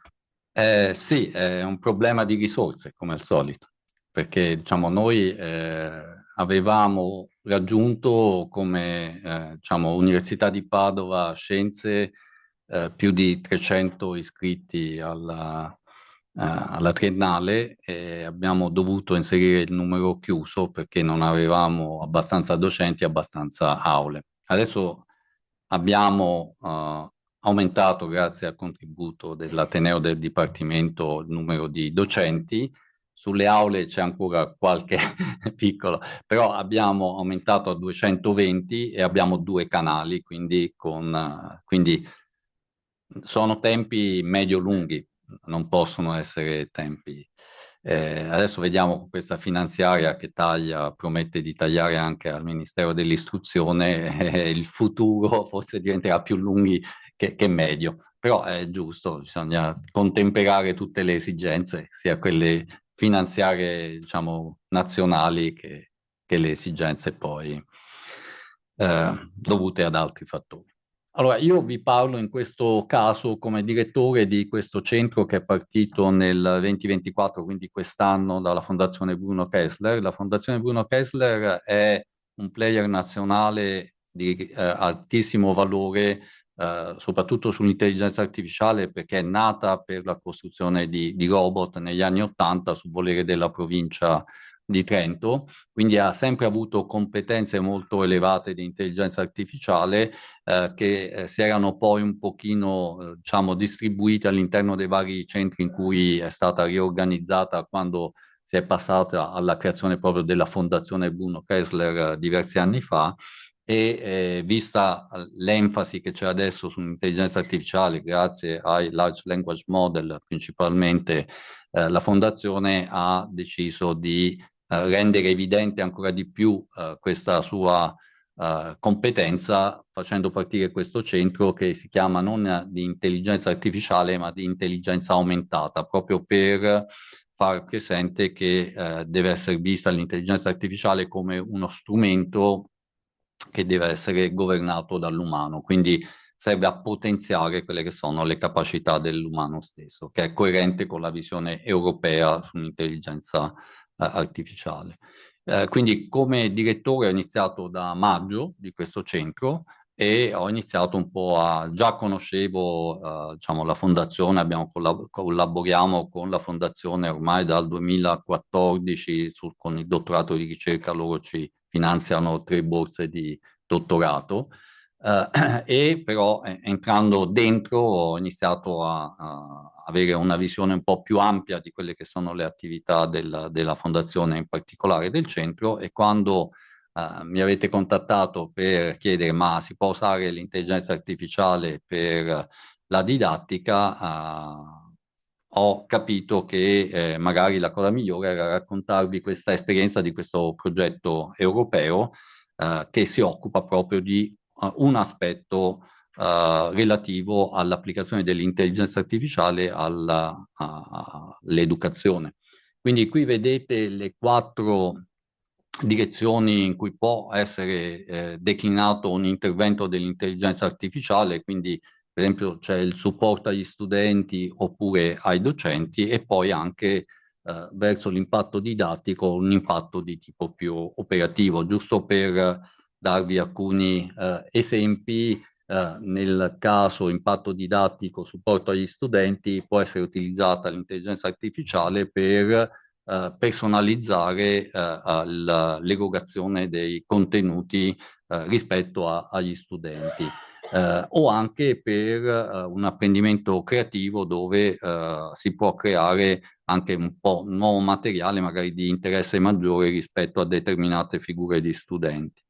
Per l'impatto operativo qui entriamo su una sfera di tipo un po' più diciamo delicata, tipo il rilevamento del disagio psicologico che possono avere gli studenti, eventi di bullismo e di violenza, o supporto per gli studenti a rischio di abbandono scolastico, quindi cercare di capire quali sono le motivazioni e come invece rendere più appetibile quella che può essere una erogazione di contenuto informativo. Qui vedete altri ambiti che si spostano più verso il supporto ai docenti, e in blu scuro i punti che sono toccati da questo progetto europeo, quindi in particolare creazione di contenuti educativi e pianificazione delle lezioni, feedback e valutazioni automatizzate e percorsi di apprendimento migliorati dall'intelligenza artificiale. Rimane fuori la parte di monitoraggio e gestione della classe, perché comunque diciamo, già queste 3 attività sono molto impegnative, quindi il progetto si è prefisso di intervenire all'interno di quelle 3 aree. In particolare, quindi essenzialmente l'idea è quella appunto di utilizzare strumenti che permettano agli educatori di personalizzare materiali didattici e anche di creare, con il supporto dell'intelligenza artificiale, dei percorsi di apprendimento. Questo è il progetto che, come vedete, ha vari partner sia italiani sia internazionali. Vado velocemente. Una cosa importante da dire è che si focalizza su risorse educative aperte, quindi che sono disponibili in rete. Quindi come obiettivi sono state scelte quelle che sono considerati i macro trend dal punto di vista delle competenze di cui si ha bisogno, che sono state identificate non a caso quelle digitali, quelle green e quelle imprenditoriali.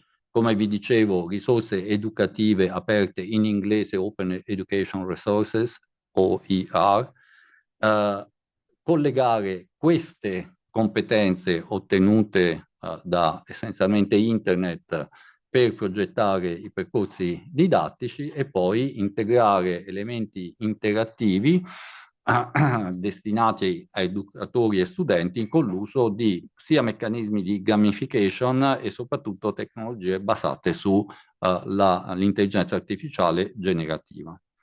Quindi qui vedete un po' uno schema che riassume un po' il tutto, quindi si parte da queste risorse aperte che sono disponibili in internet, queste tramite una serie di automatismi che coinvolgono di nuovo tecniche di intelligenza artificiale ma di tipo un po' più tradizionale, sono filtrati in modo da permettere di rilevare anche quelle che sono le skill contenute implicitamente all'interno di questo materiale. Il tutto viene inserito all'interno di un database che, come vedete, si focalizza su queste tre tematiche: green, imprenditorialità e digitale.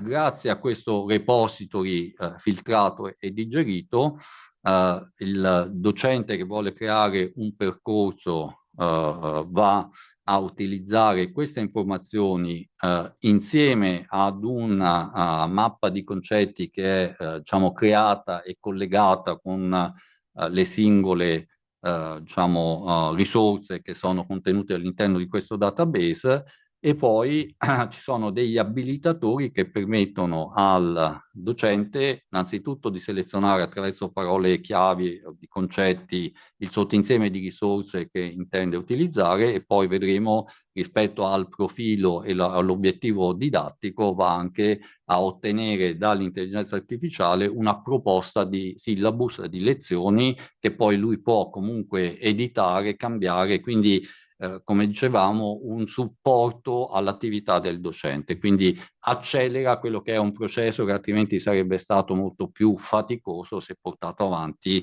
senza un supporto di questo tipo.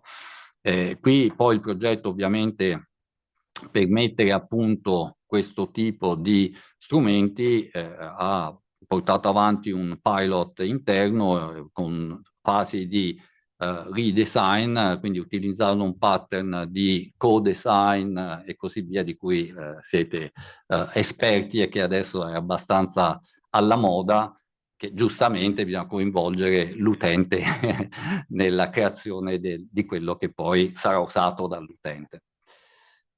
Quindi qui vedete che il database è essenzialmente un Postgres SQL più un Django. Se volete... 118.808 risorse... Esatto, prese da internet, sì, sì. Create da 61.000, quasi 62.000 diciamo, entità. Qui, se volete, potete con il QR code anche accedere al link della piattaforma, QR code che poi viene ripetuto dopo, quindi non preoccupatevi se lo perdete. Questo qui possiamo anche toglierlo. E quindi vedremo che c'è una parte che è appunto uno strumento che serve appunto per chi effettua il design, per organizzare in maniera coerente un sottoinsieme delle risorse e per creare le lezioni, e poi c'è anche una parte dedicata a chi fruisce delle informazioni e in particolare per quanto riguarda il coding, quindi notebooks, e anche diciamo, la possibilità di usare una gamification, quindi essenzialmente un ambiente didattico dove lo studente passa da una stanza all'altra a seconda dell'attività che deve svolgere. Però diciamo questa qui non la andiamo a esplorare più di tanto perché vogliamo focalizzarci soprattutto sull'intelligenza artificiale. Quindi di fatto, come vi dicevo, questa enorme quantità di contenuti informativi è stata elaborata utilizzando degli strumenti basati sul Natural Language Processing. Inizialmente, per filtrare tutti questi e collegarli ai concetti, si sono usate tecniche più tradizionali di estrazione di entità dai testi e di fatto questo ha permesso di identificare risorse che di fatto rappresentano pattern semantici e concetti chiave che poi sono alla base della costruzione delle varie lezioni. Diciamo, appunto supportato un approccio human-centered, quindi è il docente che non è che l'intelligenza artificiale crea la lezione e te la prendi così com'è, ma crea una bozza che poi il docente può modificare, arricchire e modificare a suo piacimento. Quindi è fondamentale il controllo umano sugli output generati dall'intelligenza artificiale.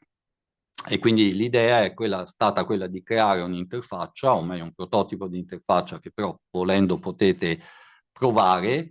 Ci sono chiamate a GPT-4 finché non ci sono troppi accessi da fuori, perché costa l'utilizzo di questi strumenti. Lo potete usare tranquillamente. Se vediamo che poi l'interesse cresce tanto e il budget inizia a diventare problematico, saremo costretti a chiudere. Però penso che come primi a cui stiamo diffondendo un po' fra i primi questo tipo di strumenti, se lo provate dovreste essere in grado di usarlo senza problemi. E appunto questi modelli servono poi generativi per personalizzare e integrare le risorse didattiche esistenti, creando anche quiz e così via. Quindi qui questa è un po' l'architettura generale, quindi ci sono queste risorse su internet, sono state recuperate, filtrate e tramite poi, come vedete qui, anche diciamo, l'intervento di alcuni educatori, sono state generate queste skill che sono state anche poi organizzate in una mappa di concetti, e questi concetti poi sono stati mappati sulle varie risorse che sono state inserite all'interno del database. La parte, diciamo, sia questa prima parte vede l'intervento dell'intelligenza artificiale non generativa, con anche a volte il supporto di quella generativa per meglio, diciamo, declinare quelli che sono i concetti e le skill, perché si è partiti da un insieme di skill e di concetti di riferimento a livello europeo o usando WordNet. Invece dove interviene di più l'intelligenza artificiale generativa è appunto sulla creazione di questo percorso formativo per gli studenti. E poi, come vi accennavo, ci sono questi tool esterni che permettono di usare la gamification o il notebook per la fruizione da parte di chi apprende di questi concetti. Quindi, come vi dicevo, la prima fase è stata quella del discovery, quindi attraverso delle query sugli argomenti di interesse specifico si è riusciti a ottenere questo database, poi aggiunta a questi skill e concetti con l'aiuto di educatori si è creato questo database organizzato e indicizzato per concetti e skill. Quindi qui, come vedete, chi vuole effettuare il design di un percorso formativo tramite questa parte dell'interfaccia che si chiama Discover, può selezionare all'interno appunto di queste tre aree qual è quindi seleziona il dominio e seleziona quella che è diciamo l'area l'argomento di interesse per le sue lezioni. Quindi qui vedete c'è la mappa dei concetti che permette anche di recuperare quelle che sono le risorse che contengono determinati concetti, quindi esplorare i concetti associati alle parole chiave e alle risorse educative correlate. Questo permette di selezionare le risorse rilevanti per l'intervento didattico che si vuole effettuare. Tra l'altro queste risorse possono anche essere esportate verso sistemi per la gestione della didattica come Moodle o Canvas.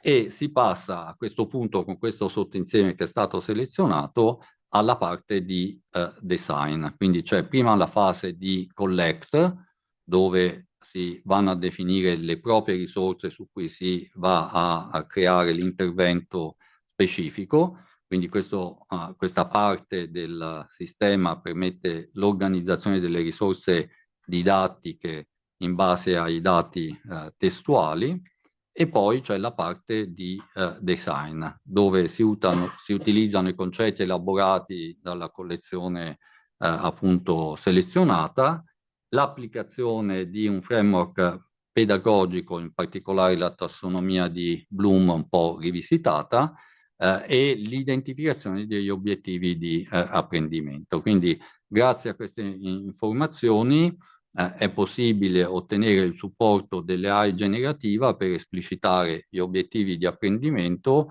e per diciamo, adattare quello che è il materiale che è stato selezionato all'interno di questa collezione in modo da creare una prima ipotesi di syllabus, essenzialmente dove si crea proprio, come vedremo, la lista delle lezioni, qual è il contenuto e così via. Quindi creazione di materiali didattici, qui non so perché metto fuori quello, e collegamento alle risorse ottenute. Quindi qui vedete che c'è questa interfaccia di design che guida appunto alla creazione di questi percorsi. Allora qui vedete che c'è la prima parte che è lo scenario educativo, quindi si seleziona anche l'esperienza del docente, un junior, intermediato, un senior che sta erogando questa informazione, qual è il contesto educativo, se è scuola, vocazionale o a livello universitario, e poi per quanto riguarda invece chi apprende, vedete qual è la dimensione della classe, se è piccola, media, grande, e anche qual è l'esperienza di base da cui parte lo studente, quindi se inizia, è intermedio o se è avanzato.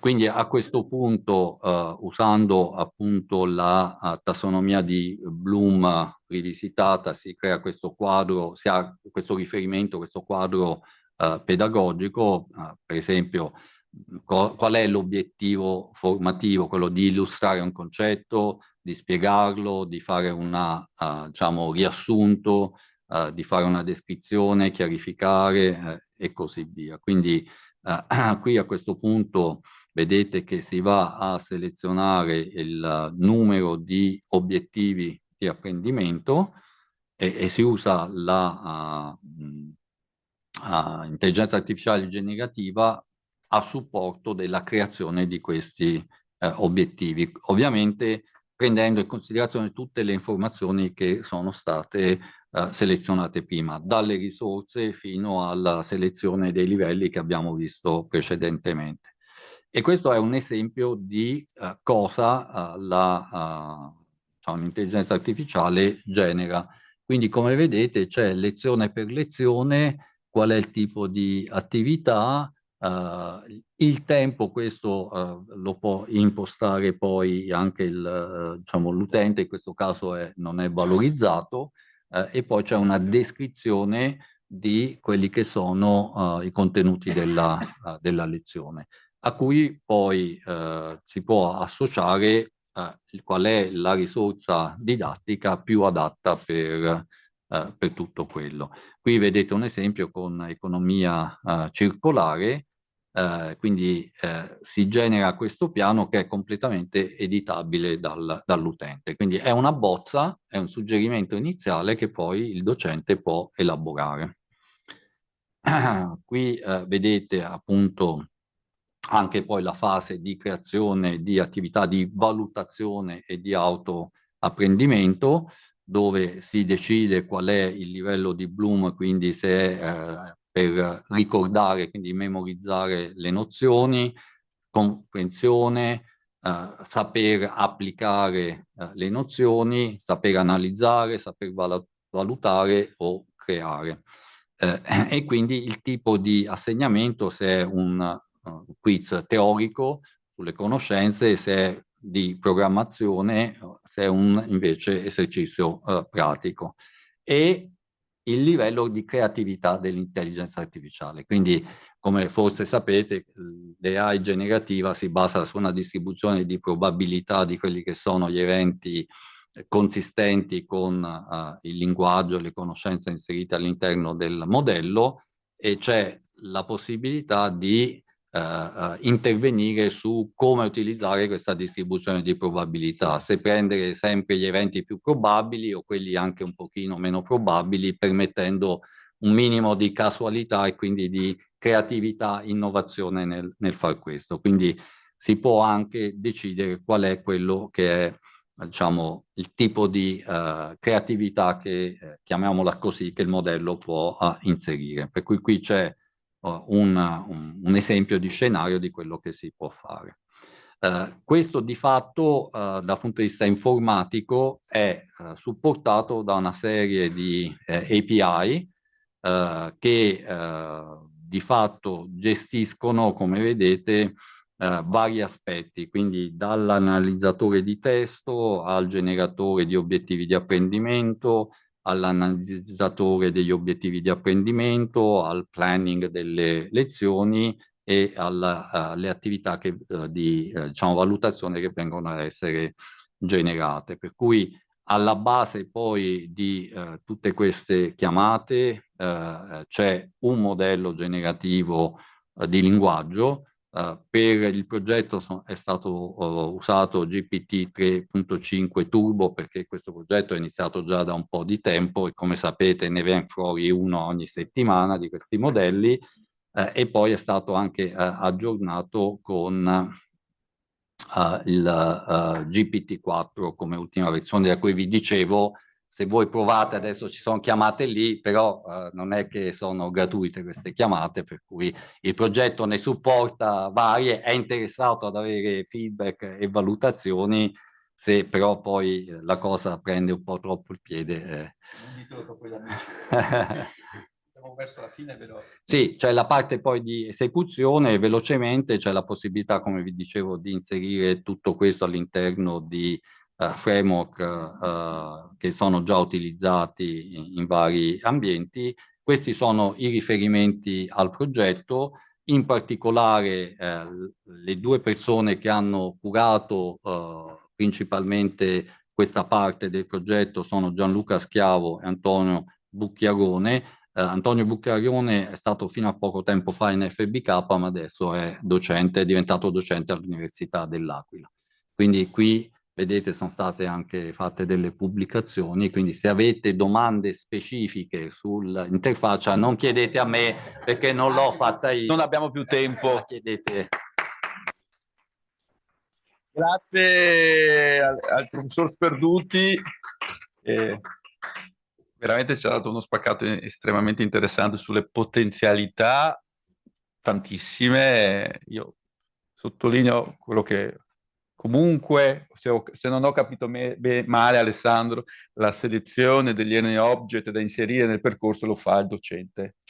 Sì, all'interno del... Sì, no, ma lo tengo a dire perché in questo percorso in cui l'intelligenza artificiale ci fa un sacco di cose, categorizzazioni, parole, semantica, però alla fine se io devo decidere quali sono i 3 learning object o le 3 unità didattiche che ho recuperato nella rete da mettere per far studiare i miei studenti, sono ex docente quindi ci tengo a sottolineare il ruolo, e lo fa il docente, che ovviamente deve essere, quindi c'è una forte collaborazione tra l'intelligenza artificiale e l'intelligenza umana. No, non vorrei che uscisse un messaggio sbagliato, ma confermo che è un'intelligenza a supporto aumentata, come dice correttamente il nome del nuovo centro. Grazie. Lascio la parola adesso per l'ultimo intervento, prima della parte del gruppo di lavoro, a Nicola Freddo, che ci racconta come stiamo pensando in qualche modo di aggiornare anche la nostra coalizione per le competenze digitali, anche con un po' di intelligenza artificiale, e per programmare i prossimi anni. Nicola, a te. Scusate, vi devo portare anche i saluti del dottor Borgo, che doveva essere qui ma ha avuto un imprevisto, ci ha scritto poc'anzi, che quindi non riusciva a partecipare. Vediamo se ci raggiunge un po' più tardi per la chiusura. Sì, buongiorno a tutti. Alcune slide le salto anche perché abbiamo poco tempo. Allora, vabbè, abbiamo capito che le competenze digitali sono necessarie per un trasferimento diciamo delle tecnologie, di tutto quello che riguarda il mondo digitale, e questo non lo possiamo fare soltanto se potenziamo le competenze del nostro territorio, e che l'innovazione si fa con le persone, non lo possiamo fare in altro modo.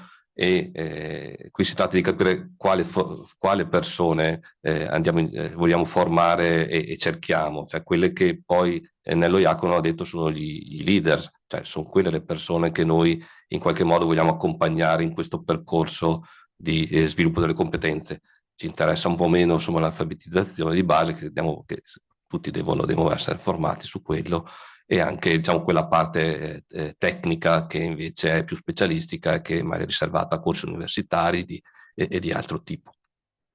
Quindi è un breve racconto di quello che è l'evoluzione e il cambiamento della coalizione nel tempo, è stato un po' per descrivere cosa sono le varie fasi. C'è stata una fase di fondazione nel 2017, ma forse qualche anno anche prima, che su idea, insomma, di Antonino Mola, le prime persone che si sono avvicinate al tema dell'innovazione digitale in qualche modo sono stati portati a trovarsi in alcuni momenti che erano quasi sempre focus group, piccoli gruppi di persone, e spontaneamente si sono incontrati per discutere di questi temi. Molti sono qui anche presenti e che hanno fatto parte di quelli che noi chiamavamo GDA, gruppi di approfondimento.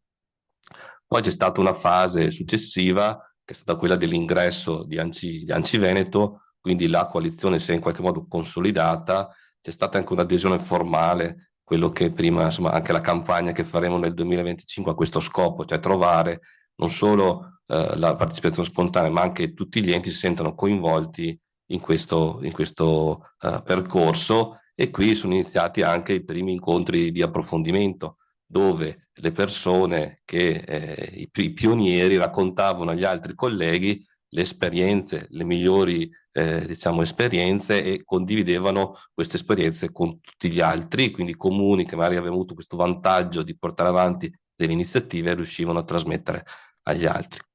Poi qui facciamo un salto, ma alla fine il Covid ha portato un cambiamento sia nella modalità di trovarsi, quindi webinar, quello che è la formazione, l'autoformazione, e questo ha portato anche, in questo periodo ci state delle iniziative nuove, cioè la strategia nazionale, quella che ha parlato prima Nello Iacono, e quindi a livello nazionale, europeo, sono stati definiti dei percorsi di sviluppo, quali erano le competenze necessarie, quali erano i profili, e poi non ultima, insomma, a primavera del 2023 anche la direttiva del Ministero della Pubblica Amministrazione, dove indicava che la formazione almeno 24 ore tutti devono erogarle ai propri dipendenti. All'interno di queste 24 ore una parte consistente non può essere quella delle competenze digitali, perché, come abbiamo visto anche prima, sono ormai un tutt'uno, no, con le nostre competenze. Non possiamo fare progettazione, pianificazione senza tener conto che lo scenario è cambiato. E poi negli ultimi 2 anni abbiamo fatto un po' di sperimentazione, l'ho chiamata così per dire che erano dei tentativi, no, di capire come innovare queste modalità di trasferimento della conoscenza. L'abbiamo fatto assieme al Dipartimento, l'abbiamo fatto con fondi PNR, facendo anche il corso OpenID Connect, l'abbiamo fatto con Valore PA assieme a Challenge School, dove abbiamo costruito assieme, quindi una coprogettazione di un percorso per diciamo quelli che potevano essere gli RTD o gli uffici 3D, o comunque quei profili all'interno dell'amministrazione che si dedicavano alla trasformazione digitale. E qui, insomma, quindi si parla quasi di corsi o di laboratori, ma la cosa importante è che sono stati fatti su misura, cioè su una scelta diciamo del syllabus, cioè di come costruire i contenuti di questi corsi, di questi percorsi, e l'abbiamo fatto assieme, e nel caso per esempio di Valore PA abbiamo portato anche alcuni nostri colleghi responsabili della trasformazione digitale a raccontare la loro esperienza, quindi a formare delle altre persone. Quindi chi era stato pioniere poi è diventato anche non so come dire, capace. Di... si passa da pioniere a colono, però insomma, nella figura di essere in grado, insomma, di trasferire la conoscenza ai propri colleghi. Adesso quello che ci poniamo è cosa facciamo oltre, no? Cosa abbiamo imparato e cosa possiamo fare. Tralascio qui l'analisi di critica, ma sostanzialmente quello che ci piacerebbe fare è che questo percorso virtuoso, no, che abbiamo fatto in questa sperimentazione in qualche modo diventi più strutturale, cioè diventi una cosa che avviene, diciamo, di prassi. Ognuno di noi avrà dei ruoli e in questi ruoli costruire dei percorsi di sviluppo delle competenze digitali per il territorio. Noi l'abbiamo sintetizzato nell'incontro della domanda e dell'offerta. Però su la domanda e l'offerta si incontrano, ma dobbiamo anche definire i bisogni, e su questi 3 punti, no, bisogni, domanda e offerta, abbiamo costruito i 3 tavoli che poi abbiamo visto, che poi vedremo. E per far incontrare domanda, offerta e raccogliere i bisogni abbiamo definito delle tappe da fare insieme. La prima tappa è entro febbraio 2025 di fare un'analisi di bisogni, cioè capire insieme quali sono i profili di leadership che vogliamo potenziare e quali sono i temi di interesse e i bisogni di questi leader. Definire insieme poi invece prima, entro aprile 2025, la domanda assieme io la chiamiamo rete dei referenti della formazione locale, cioè gli uffici del personale, una cosa un po' più potenziata, quello un po' come Veneto Academy, cioè trovare una rete di rappresentanti locali, delle amministrazioni locali, che siano in grado di costruire assieme a Regione del Veneto e agli altri partner dei percorsi di sviluppo e i contenuti.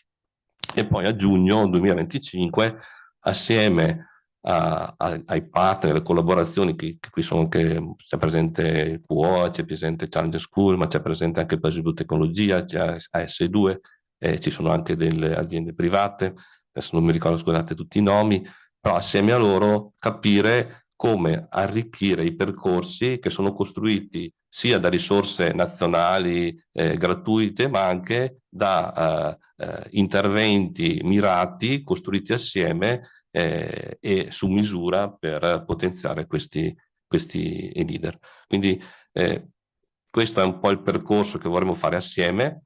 Ognuno ha un ruolo, insomma, all'interno di questo percorso, per poi arrivare a giugno 2025 di fare un evento, diciamo, un po' come questo, insomma, un po' più anche, insomma, di diffusione con tutte le amministrazioni di quelle che possono essere le iniziative da portare avanti poi con tutti assieme. E questo è un po' la proposta che facciamo a tutti quelli che sono qui presenti. Grazie a Nicola.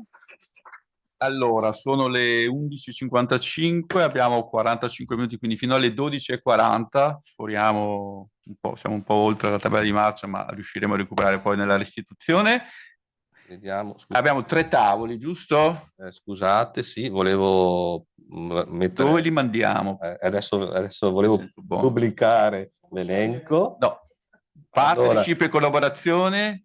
Noi abbiamo anche già fatto una suddivisione dei tavoli, per cui vi trovate già sui vari tavoli. Sostanzialmente nell'analisi dei bisogni abbiamo individuato le persone che non hanno un ruolo, diciamo, sono più i destinatari dei percorsi di evoluzione, di sviluppo, che è sala 2 qui in fianco. Poi nella sala Fresia 3 si fa tutto il giro della Ferro di Cavallo, è dietro questa sala. Invece tutti i referenti della formazione locale, cioè chi si occupa di formazione all'interno dell'ente. E poi la sala Fresia 1, che è qui proprio alla prima sulla destra, tutti coloro che sono coinvolti nel supporto allo sviluppo delle competenze digitali, quindi ci sono assieme sia la Fondazione QOA che il Consorzio BIM, purtroppo Donadello non ha potuto partecipare, Infocamere. Faccio io una domanda, Anci faranno sicuramente. Chi non è in questo elenco? Chi non è in questo elenco, venite qui da me che vi do un'indicazione. Ok, buon lavoro. Allora, sala 1, offerta catalogo iniziative, sala 3, definizione dei percorsi, sala 2, individuazione di profili e temi di interesse. Ci vediamo qui alle 12:40. Tra 45 minuti, sì. Tra 45 minuti. Prima di dare la parola ai portavoce dei 3 tavoli, ci teniamo a fare una breve comunicazione di servizio, non solo perché è un progetto a cui teniamo molto, ma perché crediamo che sia un progetto estremamente interessante, che farà la nostra collega Eleonora Galesso, perché tra le diverse attività che stiamo portando avanti ce n'è una collegata al PNRR, che è l'azione 1.4.2, ormai siamo tutti un po' esperti di questi acronimi, che è proprio sul tema dell'accessibilità. È un percorso formativo sui temi dell'accessibilità che andremo ad organizzare, erogare e in qualche modo fornire a tutto il territorio, se non ricordo male, in collaborazione col Comune di Venezia e il Comune di Padova. Quindi Eleonora, hai un minuto per questa importante comunicazione di servizio. Cercherò di stare nei tempi.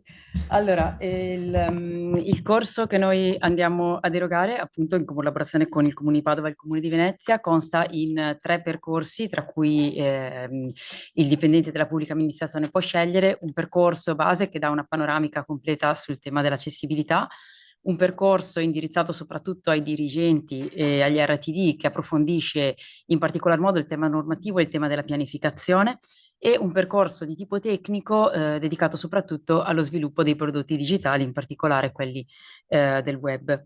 Il corso consta di una parte teorica che può essere svolta appunto in FAD in maniera asincrona e di una parte laboratoriale. In questo caso noi abbiamo voluto volare alto e abbiamo puntato al fatto che il discente possa scegliere o un laboratorio di tipo classico, diciamo, in cui vengono creati documenti accessibili, corretti gli errori, insomma, e affrontate altre tematiche poi mirate inerenti al corso scelto, oppure visto che l'obiettivo che ci siamo posti è quello di cercare di raggiungere capillarmente più amministrazioni possibile, abbiamo pensato a 7 eventi in presenza, anche questi alternativi, per cui tra i quali si può scegliere, ciascuno dei quali tratta una diversa tematica inerente al mondo dell'accessibilità digitale e che si svolgerà in una delle province venete.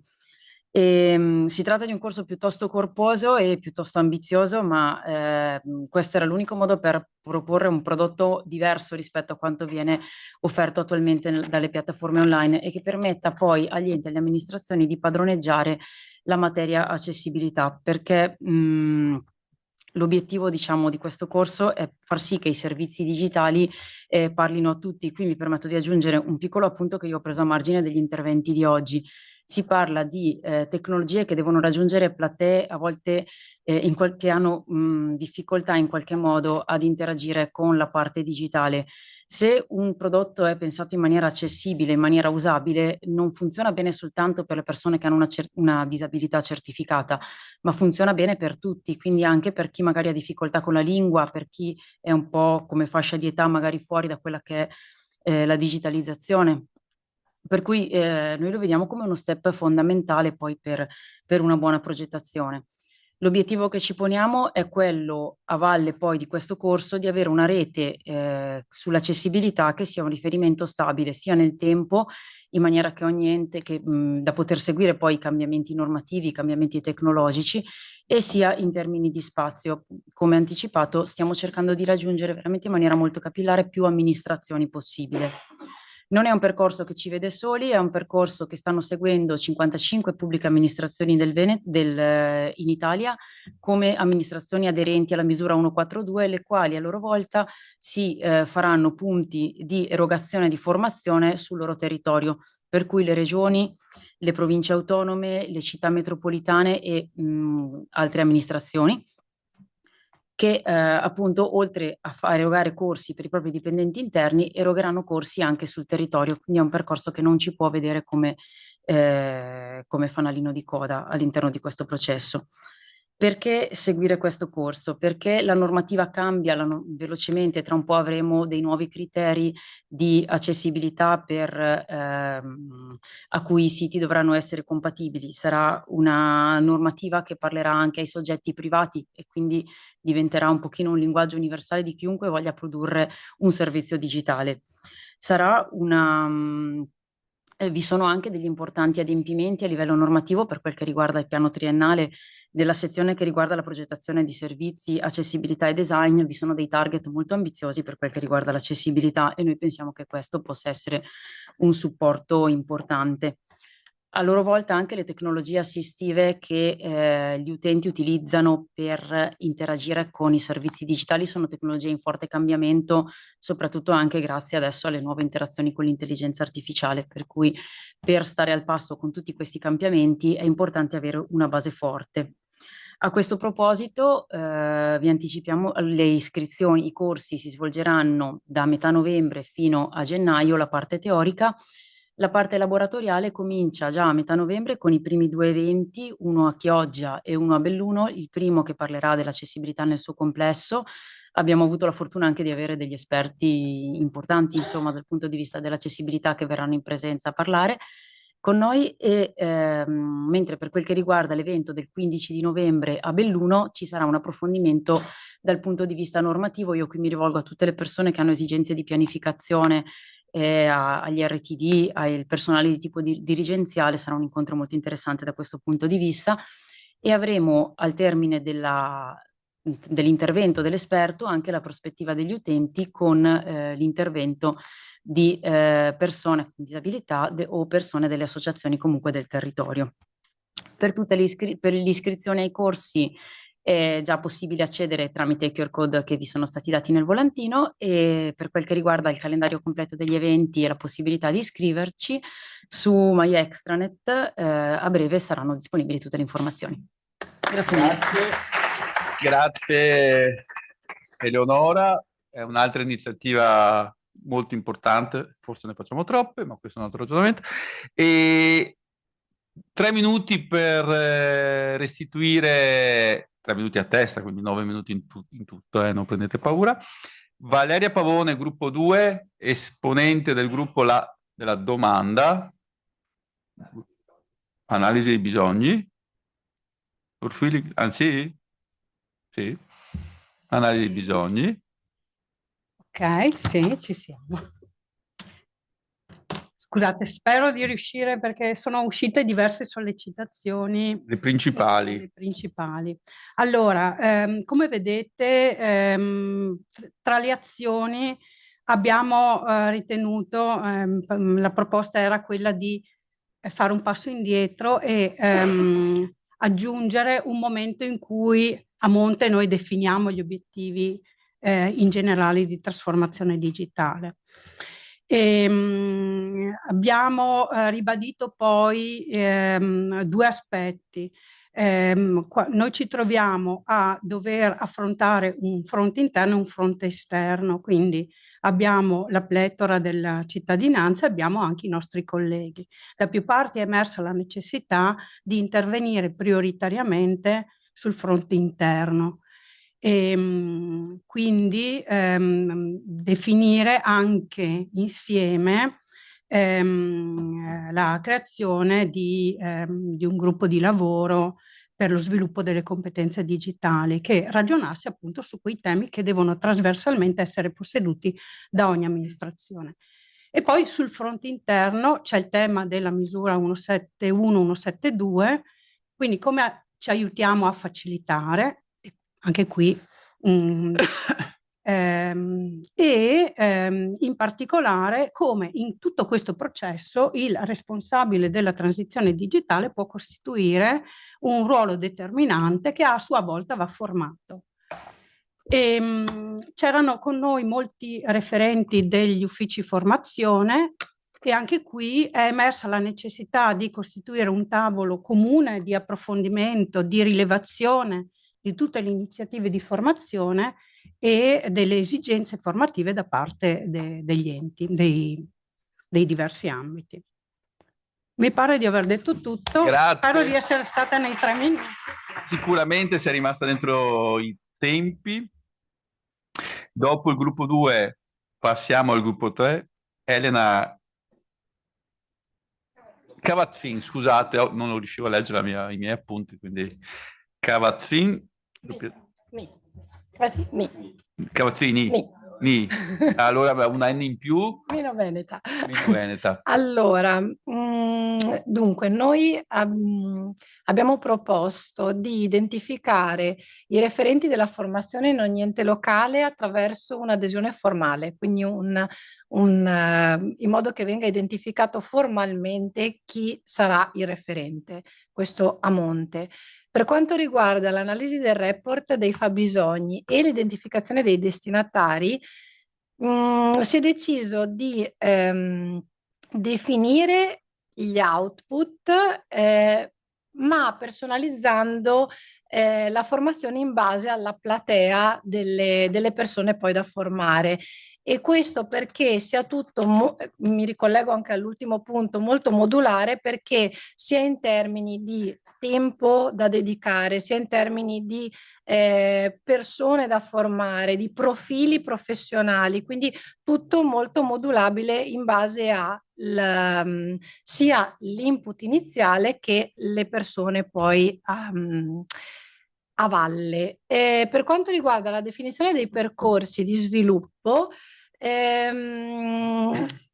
ci sarà modo di intavolare un discorso per definire le aree di formazione in base a quelle che sono le esigenze dei vari enti e soprattutto sulle tipologie di erogazione. Però sulle tipologie di erogazione, diciamo, viene di conseguenza, perché si parte prima da definire quelle che sono le aree di formazione, avendo già definito quindi l'output e le persone poi da formare e i profili professionali da formare. Per quanto riguarda il discorso syllabus, devono essere percorsi modulari, quindi devono essere percorsi per step, magari anche con una data di scadenza, ma devono essere fruibili in tempi diversi, in modi diversi e decisi su profili professionali diversi, in base agli step che abbiamo visto precedenti. Credo di aver detto tutto, ho dimenticato qualcosa. Grazie Elena. Marco Grantiero, ci dai il punto invece dell'offerta. Anche tu hai sempre 3 minuti. Certo. Allora, anche noi, come per la domanda, siamo voluti ripartire, diciamo, da un punto zero, quindi andare a vedere, a riprendere la condivisione dell'analisi dei fabbisogni di formazione, per poter al meglio gestire quello che abbiamo pensato possa essere la modo migliore per costituire l'albero delle partnership, cioè un avviso di manifestazione di interesse dove gli enti partner possano, a cui gli enti partner possono partecipare, con l'idea comunque di fornire una premialità per l'adesione a questo albo, perché per poter dare insomma una maggior motivazione all'adesione. Per poi andare avanti, chiaramente questa manifestazione di interesse già arricchita di quelle che sono poi le analisi dei fabbisogni, in modo che i partner possano andarsi a inserire già all'interno delle varie tematiche che si andranno ad affrontare. Nella condivisione dei percorsi e del syllabus dei candidati, gli enti, il numero di partecipanti, invece siamo voluti partire anche lì da dei focus group tematici, in cui andare a condividere con i vari partner che poi sono all'interno di questo albo i percorsi che sono stati individuati, condividendoli per poter dare del materiale ai partner su cui poi costruire le offerte di formazione, e di conseguenza andare a avere come outcome delle linee guida per la condivisione degli obiettivi per i partner, appunto. Tavolo, la parte 3, la definizione delle proposte operative, avere un confronto con la coalizione, cioè nel senso ogni partner vada a creare la propria proposta operativa, che poi va a condividere con la coalizione, e successivamente un confronto anche tra i partner stessi, moderati dalla coalizione, per andare a individuare quelle che sono le proposte operative migliori e eventualmente andare a fare degli aggiustamenti in modo che non ci siano sovrapposizioni, ridondanze e magari invece aree che vengono lasciate vuote. E infine per la parte promozionale, che forse è anche quella più importante per poi dare effettivamente realizzazione di queste cose, si è pensato a un festival delle competenze digitali in cui proprio andare a mostrare quanto è stato fatto nelle varie fasi, e, con il catalogo dell'offerta, e mostrare proprio alla mano quello che si ha, e chiaramente una campagna di sensibilizzazione l'abbiamo messa lì come proposta, magari quella di un marketplace unificato dove andare a inserire tutto il pacchetto di offerta dai vari partner. Grazie anche a Marco.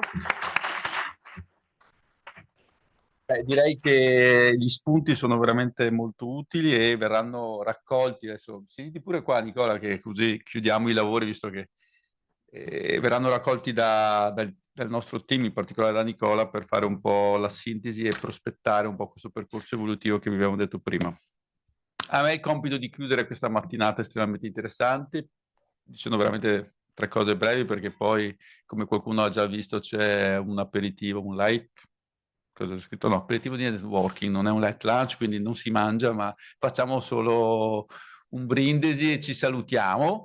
Speriamo che non sia vero, no, non è vero. E vi porto i saluti dell'assessore Calzavara, che purtroppo questa mattina ha dovuto cambiare completamente la sua agenda perché il nostro presidente è volato a Bari a prendere il testimone, c'è la conferenza, c'è il Festival delle Regioni, l'anno prossimo la terremo in Veneto, e magari pensiamo di lavorare perché un tema delle regioni l'anno prossimo sia le competenze digitali, quindi c'è stato un susseguirsi di scambi, però purtroppo non è potuto venire qui, anche se è il tema che gli interessa molto e soprattutto negli ultimi anni ha sempre partecipato, proprio perché il tema delle competenze digitali dentro la pubblica amministrazione è un tema cruciale.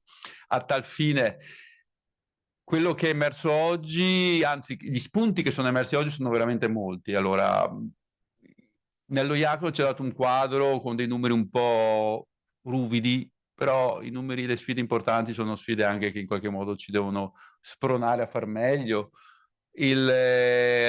Lo spunto e i suggerimenti che ci ha fatto vedere, grazie il professor Perduti, anche grazie all'intelligenza artificiale, rappresenta ovviamente una frontiera su cui ci dobbiamo confrontare, non magari domani, ma sicuramente avere un tool che ci aiuti a costruire percorsi personalizzati è sicuramente fondamentale, a sostegno, come ci siamo detti stamattina, del ruolo delle persone. La vera sfida però è un po' quella che ci ha raccontato Nicola e che avete colto voi nel vostro gruppo di lavoro, è che noi abbiamo un gruppo di persone che da 7 anni lavora assieme, collaborano in maniera spontanea, perché come abbiamo detto non c'è nessun vincolo stretto, e che producono una serie di attività importanti. È importante rinnovare il modo con cui lavoriamo assieme, anche perché il contesto esterno è cambiato, l'avevo detto prima, non solo tecnologico, ma anche di risorse, di opportunità, valori PA, PNRR, ci sono tante opportunità da cogliere. Dobbiamo farlo sempre assieme in una logica di collaborazione. Alcuni spunti sono arrivati, penso che la sfida che abbiamo di fronte sia una sfida facilmente abbordabile se stiamo assieme, perché questa è la vera forza della coalizione. 119 enti che in questo momento hanno sottoscritto, puntiamo ad averne 200, ma poi alla fine, al netto dei numeri di quante adesioni formali abbiamo, è il risultato che produciamo per noi e per i nostri collaboratori, per i nostri colleghi, perché quello sarà il vero risultato su cui ci misureremo. Quindi grazie dei lavori che i 3 tavoli hanno prodotto. Ultima cosa che dico, e poi andiamo a fare questo aperitivo di networking, ricordate? Non light lunch. Di ringraziare Nicola Freddo, perché oggi siamo qua perché Nicola Freddo nelle ultime 3-4 settimane, non da solo, ma sicuramente lui si è veramente adoperato, usando un termine soft, perché sembra facile, ma poi inviti, organizzare, chiamare, streaming, è veramente faticoso. Poi lavora con Antonino Mola, che sapete è pesantissimo. Quindi, detto ciò, grazie per essere stati qui ancora, grazie per la vostra partecipazione, ci vediamo all'aperitivo di networking.